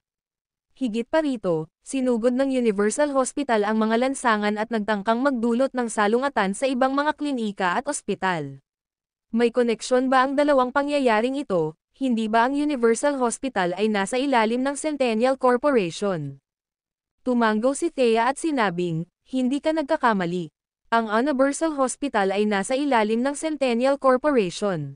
Bagamat hindi ko alam kung paano nakuha ng Centennial Corporation ang napakaraming malalaking korporasyon sa napakaikling panahon, sigurado ako na ilegal ang trabaho nila, ibig sabihin. Biglang huminto si Thea. Then, she continued. Kaninang umaga lang, ang mga kalahan ay binyantaan din ng Centennial Corporation. Sinusubukan nilang pilitin kaming buwagin ang Eternality at umatras sa industriya ng pharmaceutical. Kung hindi, nagbanta sila na gagamit sila ng walang prinsipyong paraan para panghimasukan ang Eternality para hadlangan ang aming mga operasyon. Bilang chairman ng Eternality, gusto kong gumawa ng malinaw na pahayag bilang tugon sa mga banta ng Centennial Corporation. Ang Eternality ay hindi kailanman kompromiso o yuyuko sa masasamang puwersa. Malakas na deklara ni Thea. Her words caused an uproar. Kasabay nito, nagulat ang mga tao sa kapangyarihan ng Centennial Corporation. Ang video na ito ay edited by Urban Storytelling. Kabanata 966. Lumapit ang isa pang reporter at tumayo sa harap ni Thea. Ms. Thea, anong ebidensya ang mayroon ka para suportahan ang mga claim mo? You could face legal charges for slandering them. I don't have any evidence. I simply explained what Centennial tried to do to the Callahans this morning. I know that they're probably going to take revenge, but we're not scared. Pagkatapos niyang magsalita, tumalikod si Thea at pumasok sa ospital. Nagiging mahirap talagang pigilan ang lason sa puntong ito. Ang simpleng pagtayo niya ay nakakasakit na sa kanya. Walang magawa si Thea kundi piliting paalisan ang lason sa kanyang katawan sa lalong madaling panahon. Mabilis siyang pumasok sa ospital, umakyat sa opisina sa ikalawang palapag, at nilock ang pinto. Pagkatapos, sinimulan niyang i-circulate ang kanyang enerhiya upang maalis ang lason. Sa kanyang pagkataranta, nagkamali si Thea sa sandaling magsimula siya. Halos mawalan siya ng kontrol sa kanyang true energy. Dahil dito, mabilis na kumalat ang lason sa buong daluyan ng kanyang dugo. Nagdilim ang kanyang ekspresyon nang magsimula siyang pawisan. Nagngangalit ang kanyang mga ngipin. Alam ni Thea na kailangan niyang kumilos ng mabilis at sinubukan niyang gamitin ang kanyang true energy para ilabas ang lason. Gayunpaman, dahil sa sobrang kalampag niya, patuloy siyang nagkamali ng magkamali. Sa labas ng ospital, nag-uunahan pa ang mga reporter sa bakana ng ospital. Sinusubukang pangasiwaan ang sitwasyon, humakbang si Lex at tinanggap ang maraming kahilingan para sa mga panayam bilang kahalili ni Thea. Ibinahagi niya sa publiko ang tungkol sa dilema ng mga kalahan at nangako na hinding-hindi yuyuko sa mga maling taktika na ginagamit ng Centennial Corporation. Ang kanyang layunin ay makuha ang atensyon ng media. Samantala, si James naman ay sinusugod pa rin sa ospital. Pagdating niya, matagal nang wala si Jonathan at naghiwa-hiwalay na ang mga reporter. Iilan lang ang mga nanonood na nakatambay pa rin sa labas ng Century Hospital. Lumapit si James sa mga kalahan at agad na nagtanong, nasaan si Thea? Itinuro ni David ang ospital sa likod nila at sinabing, pumasok siya. Hindi na nagsalita pa si James at nagmadaling pumasok sa ospital. May hinablot siya sa daan at tinanong kung nasaan si Thea. Matapos makakuha ng karagdagang detalye, mabilis siyang nagtungo sa opisina sa ikalawang palapag. Pagdating sa opisina, kumatok si James sa pinto. Sino yun? Isang mahinang boses ang lumabas sa loob ng kwarto. Ako ito. Nakahinga ng maluwag si Thea nang marinig niya ang boses ni James. Sinubukan niyang gamitin ang true energy niya para sugpuin ang epekto ng lason ngunit nakagawa ng ilang pagkakamali habang tinatanggal iyon dahil wala pa siyang karanasan. Dahil dito, nagsimulang kumalat ang lason sa buong katawan niya. Taliwas sa kanina, wala na ang natural na kutis ng kanyang balat. Sa halip, ito ay maabo at malabo. Thea was in a horrible state. She stood up to open the door, but her strength failed her and she ended up crashing to the floor. Narinig ni James ang tunog ng isang bagay na nahulog sa likod ng pinto. Naramdaman niya ang paglubog ng kanyang puso sa kanyang dibdib. Dahil sa pagmamadali ng sitwasyon, mabilis niyang sinipa ang pinto. Nagmamadaling pumasok si James sa silid. Agad niyang napansin si Thea, na walang pagod na nakahandusay sa lupa. Lumapit si James at marahan siyang itinayo. Thea. Buti na lang at na-conscious pa si Thea at nakasagot sa boses niya. Ang mga paglabas ng kanyang mga labi ay umangat sa kanyang pinakamahusay na pagtatangka sa isang ngiti habang ibinuka niya ang kanyang bibig upang tumugon sa kanya. Honey, hindi kita pinahiya this time, ay. Tumigil ka na sa pagsasalita. Mabilis siyang pinutol ni James at inihiga sa sofa. Kinuha niya ang kanyang pulso, tiningnan niya ang kanyang pulso. Hindi nagtagal upang makuha niya ang buong larawan sa pisikal na kondisyon ni Thea. Biglang may natanggal na wire mula sa manggas niya at nagkawatak-watak sa hindi mabilang na mga karayom. Mabilis na hinubad ni James ang damit ni Thea sa pagmamadali nitong gamutin ito. Nakahiga itong ganap na hiyubot-hubad sa harap niya. Gayunpaman, walang karangyaan si James na pahalagahan ang kanyang kaakit-akit na figure. Pinulot niya ang mga pilak na karayom at isinalin ang kanyang enerhiya sa mga iyon. Pagkatapos ay ipinasok niya ang mga ito sa katawan ni Thea upang paalisan ang lason na nainom niya. Ang video na ito ay edited by Urban Storytelling. Kabanata 967. Pagkaraan ng ilang sandali, naramdaman ni Thea ang mainit at komportableng enerhiya na kumakalat sa kanyang katawan. Ang init ay tila nagmumula sa mga punto kung saan inilagay ni James ang kanyang mga karayom. Maingat na ipinasok ni James ang mga karayom sa kanyang katawan. Sa isang iglap, 7 na ang nakalagay sa iba't ibang lugar sa katawan ni Thea. Matapos ang 8 karayom, halos maubos ang kanyang true energy. Sa pamamaraang ito, matagumpay na naalis ang isang bahagi ng lason sa katawan ni Thea. Gayunpaman, nagkaroon ng limitasyon sa paggamit ng crucifer sa ganitong paraan. Kaya naman, hindi tuluyang maalis ni James ang lahat ng lason sa katawan ni Thea. Sandali lang Thea, kukuha ako ng acupuncture needles. Sige, nakahiga si Thea sa sofa. Mas gamaan ang pakiramdam niya at magaan ang loob niya na hindi siya mamamatay. Nagmamadaling umalis si James para kumuha ng acupuncture needles at mabilis na bumalik sa opisina. Pagkatapos, isinara niya ang pinto at nagsimulang gumamit ng acupuncture needles para palabasan ang natitirang bahagi ng loob ni Thea. Sa loob ng ilang minuto, tuluyan nang naalis sa katawan ni Thea ang lason na bumabalot dito. Matapos makabawi ng lakas ay dali-daling kinuha ni Thea ang kanyang damit at nagbihis. James immediately started chastising her, "That was completely irresponsible of you. I already told you don't act impulsively. You wouldn't have made it if I were even a few minutes late. Wala akong oras na mag-isip ng iba. Akala ko kaya kong sugpuin ang lason sa aking katawan at itapon ito. Nagkamali ako habang umiikot na naging sanhi ng pagkalat ng lason ng normal. Pagkatapos ay dumaan ang lason sa aking katawan, nataranta ako dahil sa stress ng sitwasyon at nawalan ng ganap na kontrol sa lason." Napayuko si Thea at nagtampo na parang batang nahuling may ginagawang mali. Hindi na siya pinatulan ni James dahil sa kanyang mga ginawa. Buti na lang this time, walang nangyari. Huwag ka na ulit kumilos ng walang ingat.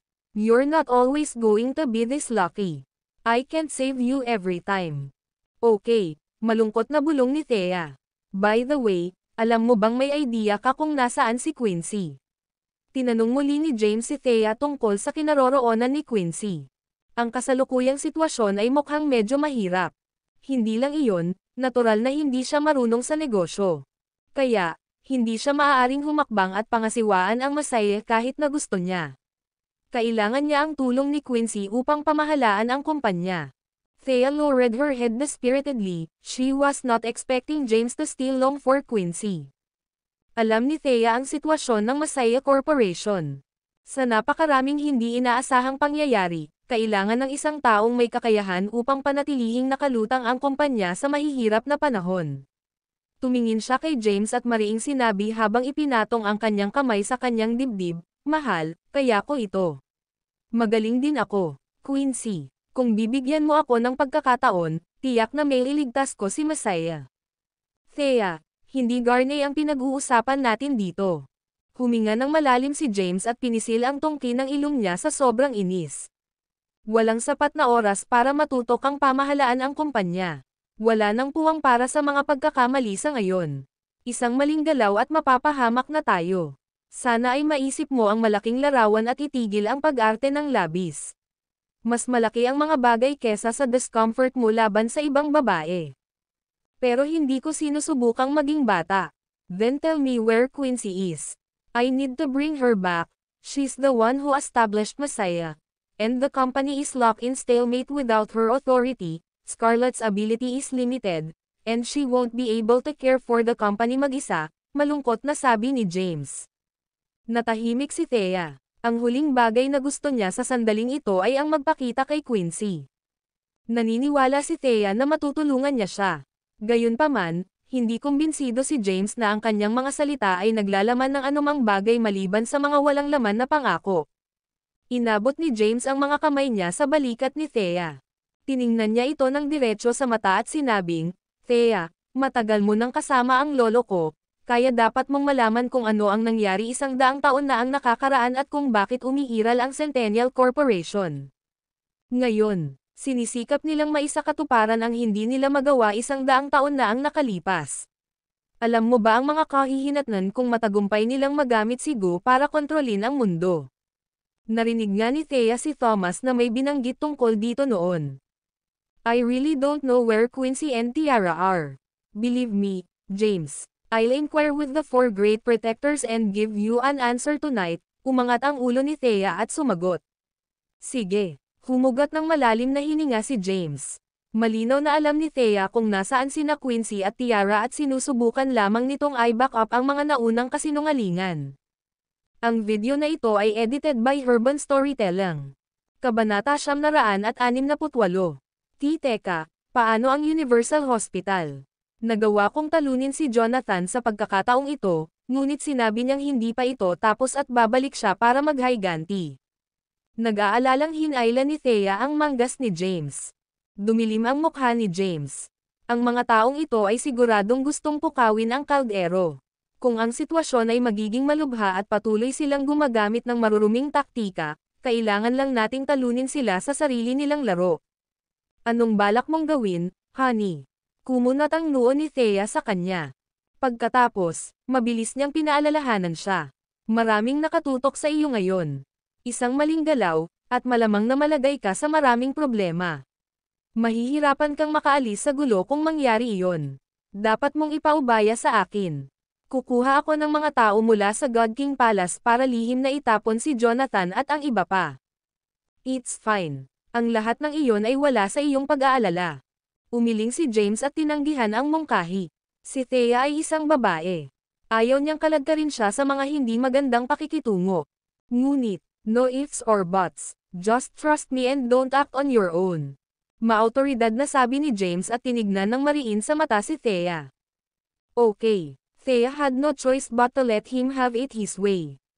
Alam niyang hindi pa rin siya pinagkakatiwalaan ni James. Napansin ni James kung gaano siya nabigla at ipinatong ang kamay nito sa likod niya. Thea, hindi naman sa wala akong tiwala sa kakayahan mo. Ayoko lang na madamay ka sa mga delikadong bagay na ganito. Kung gusto mo talaga akong tulungan, pakibalik na lang dito si Quincy. After hearing James's explanation, Thea brightened up a little bit. She nodded and cheerily replied, "I'll do my best. Kailangan ko ring gumawa ng paraan para makaipon ng pondo para makipagkompetensya sa Centennial Corporation, para hindi ako magtagal. Kung si Jonathan at ang iba pa ay dumating para magkagulo ulit, huwag mo na lang silang pansinin pansamantala. Kahit na ikaw, kailangang isara ang ospital. Subukang huwag ng direktang makisali sa kanila muli. Haharapin ko sila sa sandaling makakaya ko." Sinubukan muli ni Thea na paalalahanan siya, "Mahal, kailangan mong mag-ingat. Sinabi sa akin ni Sir Caden ang tungkol sa Pekana mula sa 100 taon na ang nakakaraan. Ang Gu sect ay nakakatakot na mga tao. Kahit ang Ancient Four ay nag-aatubili na kunin sila noon. Don't worry, I'll be fine." Tinapik ni James ang balikat ni Thea. "Uuwi muna ako." Pagkatapos, kumaway si Thea sa kanya at umalis na. Pinili din ni James na huwag magtagal ng masyadong matagal sa Century Hospital at umalis kaagad pagkatapos ni Thea. Diretso siya sa Messiah Corporation at hinintay ang pagdating ni Blake. Binalak niyang makipag-deal kay Blake.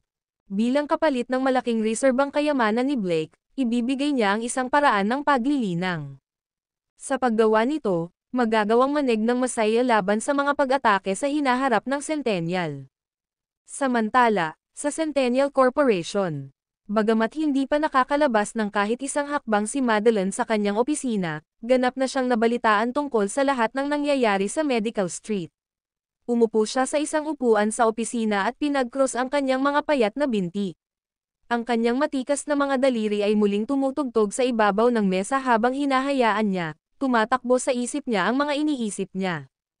Walang ipinakitang senyales ng pagkalason si Thea matapos niyang ubusin ang lason ni Jonathan. Malamang kaya niyang nilinang ang True Energy at naging Grandmaster. Kung gayon, malamang na ginamit niya ang kanyang True Energy para sugpuin ang lason. Dahan-daang isinasa isip ni Madeline ang mga pangyayari sa araw na iyon. Paghiwalayin ito ng patong-patong. Ito ang tanging conclusion na maaaring makuha mula sa mga resulta ng hamon. Agad na tumayo si Madeline at lumabas ng opisina. Nais niyang makilala si Thea upang subukan ang kanyang kakayahan at kumpirmahin kung tunay niyang nilinang ang True Energy. Kung ito ay totoo, ito ay magtapon ng wrench sa kanyang mga plano. Sa kasalukuyan, alam niya ang lahat ng dapat malaman tungkol kay James. Natutunan lang ni James kung paano linangin ang True Energy. Kung may True Energy din si Thea, ibig sabihin hindi pwedeng maging teacher niya si James. Kailangang may ibang tumulong kay Thea. Napaawang ang labi ni Madeline sa inis at kawalan ng katiyakan. Bago siya bumuo ng sarili niyang mga opinyon at gumawa ng conclusion, kailangan muna niyang tiyakin na tama siya tungkol kay Thea. Umalis si Thea sa Medical Street at pauwi na. Habang nasa daan, pinag-iisipan niya kung ibabalik niya si Quincy sa Kensington. Thea, biglang may tumawag sa kanya. Nabalik si Thea sa realidad at tumalikod.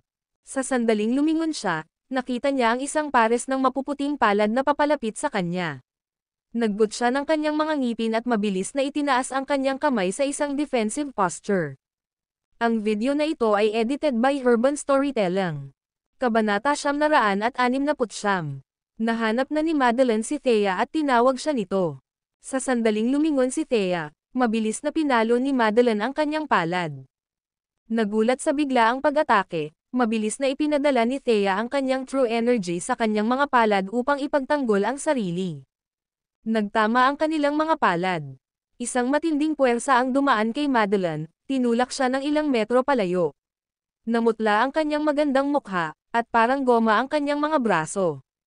Itinago niya ang kanyang mga kamay sa kanyang likuran at tinitigan si Thea. Makalipas ang ilang segundo, tumawa siya at naglakad na may ngiti. Wow, Thea, siguradong nalampasan mo ang inaasahan ko. Yumigting ang mukha ni Thea habang papalapit sa kanya si Madeline, she squinted her eyes. Sino ka? Madeline said with a bigaylang smile, I'm from the Cadence. My name is Madeline Caden. Narinig kong nagsalita si Maxine tungkol sa iyo noon. Sabi niya isa kang dilag na nagawang maging Grandmaster sa napakaikling panahon. Hindi ako naniwala sa kanya at hinanap ang sarili ko. Kapag nakikita ka ng personal, mas maganda ka kaysa sa inilarawan niya. Nang marinig na isa siyang Caden, napabuntong hininga si Thea. Sa kabila nito, nagbabantay pa rin siya kay Madeline mula nang mabanggit niya ang pangalan ni Maxine. Medyo nandidiri si Thea kay Maxine Caden. Matari na wika ni Thea, may kailangan ka ba sa akin? Hindi mawala sa kanyang mukha ang ngiti ni Madeline. Gusto ko lang malaman kung paano naging Grandmaster ang isang ordinaryong tao na tulad mo. Tinanong ko si Maxine tungkol dito, pero wala siyang ibinunyag sa akin. I'm curious. Walang kinalaman iyan. Tumalikod si Thea at binilisan ang mga hakbang pagkaalis niya. Kawili-wili. Napatingin si Madeline sa figure ni Thea habang paalis, at isang nakakalokong ngiti ang nabuo sa kanyang mukha. Bumalik si Thea sa villa ng mga kalahan at humiga sa malambot na sofa. Napapikit siya habang nag-iisip ng malalim. Ang biglaang pagsulpot ni Madeline ay hindi man lang nakapukaw ng kanyang hinala. Mas nag-aalala siya kung ibabalik ba niya si Quincy sa Kensington. Sa paksa ni Quincy. Sa huling pagkakataong pumunta siya sa Majestic Corporation, nadatnan niya sina James at Quincy na halos hubot-hubad habang marubdob silang naglapat ng labi sa isa't isa. Kung makalipas man lang siya ng segundo, siguradong nag-crossed physical line na silang dalawa sa isa't isa. Si Thea ang asawa ni James pero hindi pa ito nakipag-intimate sa kanya. Pero si Quincy, naging berde sa inggit si Thea habang iniisip ito. Gayunpaman, alam niyang iba ang sitwasyon ngayon. James was not simply asking for Quincy back so he could have another woman by his side, he genuinely needed her help. Tulong na alam ni Thea na hindi niya kayang ibigay ang sarili.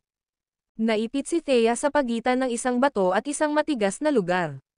Nais ni James na maging isang bayani na nagligtas sa bansa at sa mga mamamayan nito. Gayunpaman, ang gusto lang ni Thea ay manatili siya sa tabi nito. Bumantong hininga siya at kinurot ang kanyang mga temps. Pagkatapos ng ilang oras na paghihirap, nagpasya siyang hayaang bumalik si Quincy sa Kensington. Bago iyon, kailangan niyang ipaalam kay Thomas dahil siya ang kumuha sa kanila. Kinuha niya ang phone niya at tinawagan siya. Hindi nagtagal at sinagot ng kausap ang telepono, at isang iritableng boses ang sumagot sa telepono. Anong problema? May nangyari ba? Di ba sabi ko sa'yo wag mo akong tatawagan kung walang importante? Sir Caden, may sitwasyon sa Kensington. Ipinaliwanag ni Thea ang mga pangyayaring yumanig sa Kensington. Naghihinala si James na alam ko kung nasaan sina Quincy at Tiara. Ilang beses niya akong idiniin tungkol sa bagay na iyon. Ngayong kailangan ni Masaya si Quincy upang pamahalaan ang mga operasyon, pumayag akong tanungin ang 4 na dakilang tagapagtanggol tungkol sa kanilang kinaroroonan. Sa tingin mo ba ay posible na hayaan sila pabalik? Natahimik ang nasa kabilang side. Pagkaraan ng 10 segundo, biglang sumagot si Thomas. Okay. I'll arrange for someone to send them back to Kensington. Don't call me again in the future. I won't use this number anymore. Okay. Napabuntong hininga si Thea. Beep, beep, beep. Ibinaba na ni Thomas ang tawag. Casual na inihagis ni Thea ang kanyang phone sa mesa. Maya-maya, kinuha niya ito at tinawagan si James. Nang kunin niya ito, tuwang-tuwang sinabi niya, Honey, alam ng 4 na mahusay na tagapagtanggol kung nasaan sina Quincy at Tiara.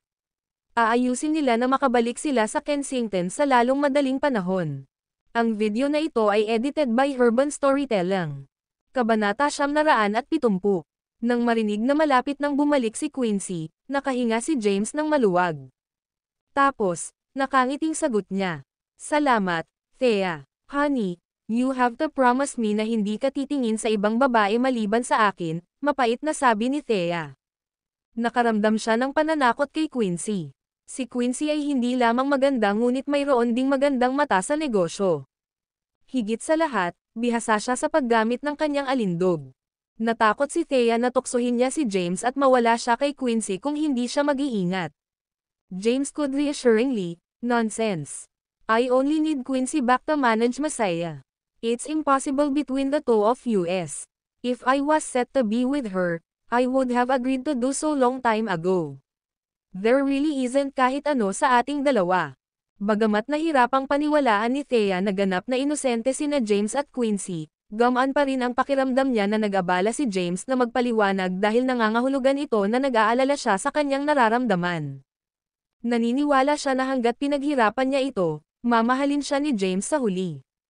Ma'am, tumanggo si Thea. Pagkatapos, ipinahayag niya ng may pananalig, magsisikap akong maging iyong pinakamaaasahang suporta at ipinapangako kung hindi ka na muling hihilin pa. Pinasigla ni Thea ang sarili, dapat akong magtrabaho ng husto. Kailangan kong ipakita sa kanya. Dahil hindi niya matulungan si James na pamahalaan ang kanyang kumpanya, gusto niyang maging isang malakas na kaalyado man lang na maaasahan niya sa mga laban. Siya ay isang third-rank grandmaster at may potensyal na maging isang kakilakilabot na kaalyado kung gagawin niyang kontrolin ang kanyang true energy. Ayan na, pupunta ako para sa pagsasanay sa militar. Matangkad na kuminang ang desisyon ni Thea. Pagkatapos makipagpalitan ng ilang salita, ibinaba ni James ang telepono. Bumalik siya sa Masaya Corporation at matiyag ang naghintay. Hinihintay ni James ang resulta ng investigasyon ni Jay at ang pagdating ni Blake. Si Blake ay hindi na natili sa Seoul ngunit nagmamadaling bumalik at nagpakita sa Masaya Corporation bago sumapit ang takip-silim. Hoy, James, kamusta, lalaki ko? Pumasok si Blake sa kwarto at tumawa ng masigla. He threw his arms wide for a hug. Kinawayan ni James ang kamay at tinuro ang sofa, "Have a seat." Biglang bumagsak si Blake sa sofa. Naglabas ng sigarilyo si James at binato ng isa pa si Blake. Sinalo naman ito ni Blake at nagtaas ng kilay, "James, what's so urgent that you had to call me back in such a hurry? Anong ibig mong sabihin? Ibig mong sabihin hindi na lang kita matawagan dito dahil nalulungkot ako at gusto ko ng kachat." Nagsindi ng sigarilyo si James at pabirong nagtanong, "Oh please, you're not that hard to figure out, bro. Anyway, just tell me what you need from me." Narinig ko ang tungkol sa mga nangyayari sa Kensington. Centennial Corporation must have changed owners. They've suddenly expanded so much. Mabilis, may ginawa sila sigurong pinilit ang kamay mo. Diretso sa negosyo si Blake. Kumikislap ang mga mata ni James sa saya. Tulad ng inaasahan mula sa Assassin King, mayroon kang isang malawak na lambat. Nagpa siya na huminto din sa pag-ikot sa bush, tumingin si James sa kanya. "Gusto mo ba ng cultivation method?" "Oo naman." Naningkit ang mga mata ni Blake, at excited siyang ngumisi. "Sa wakas, ibibigay mo na ba sa akin?" Humalaklak si James nang hindi siya sinagot at muling nagtanong sa kanya. "Nabalitaan ko mula sa Black Snake na ang iyong mga araw bilang Assassin King ay nakakuha ng malaking kapalaran at mayroon ka ring hindi mabilang na mga kayamanan na nakabaon sa loob ng Sol. Totoo ba iyon?" "Oo." Wala namang dapat itago si Blake kaya diretsyong sinagot niya ang tanong ni James. Diretso sa punto si James. "Ibibigay ko sa iyo ang paraan ng paglilinang kapalit ng lahat ng iyong mga ari-arian." Nagulat si Blake sa biglaang alok. Nanlaki ang mga mata niya at muntik na niyang maihulog ang sigarilyo sa bibig niya. Maya-maya pa ay pinagsalikop niya ang kanyang mga kamay at ngumisi ng malawak. "Oo naman. Walang problema. Wala namang problema yon." Sa huli, ang pera ay isang figure lamang para kay Blake. Dahil kontrolado niya ang Dark Castle, hindi nagkukulang ang pera. Gayunpaman, ang kanyang external martial arts ay tumaas, at maaari siyang lumakas ng mas malakas gaya niya. Ang mga pamamaraan na may kinalaman sa internal martial arts ay ipinasa lamang sa mga direktang inapo. Kaya, imposible para sa kanya na bilhin ito, gaano man karaming pera ang mayroon siya. Ang paghiling sa kanya na ipagpalit ang kanyang kayamanan para sa isang paraan ng paglilinang ay isang mahusay na bargain. Itinaas ni James ang kanyang mga daliri at tiningnan si Blake sa mga mata. "Magkano ka?" Umiling si Blake at sinabing, "Iyon, hindi ako sigurado. Marahil ay mayroon akong daan-daang bilyon sa aking account sa ibang bansa. Tungkol sa mga ari-arian na itinago ko sa Sol, ang mga ito ay nasa anyo ng ginto at pilak. Accessories, kung i-convert sa pera, trillions dapat ang halaga nila. Ewan ko ba, halos hindi na ako nagbilang, Hana." Wow! Hindi sinasadyang napabuntong hininga si James sa pagkagulat nang marinig niya ang dami ni Blake. Mayaman si Blake. Hindi akalain ni James na ang mga assassin ay gumawa ng ganoong pagpatay, hot damn.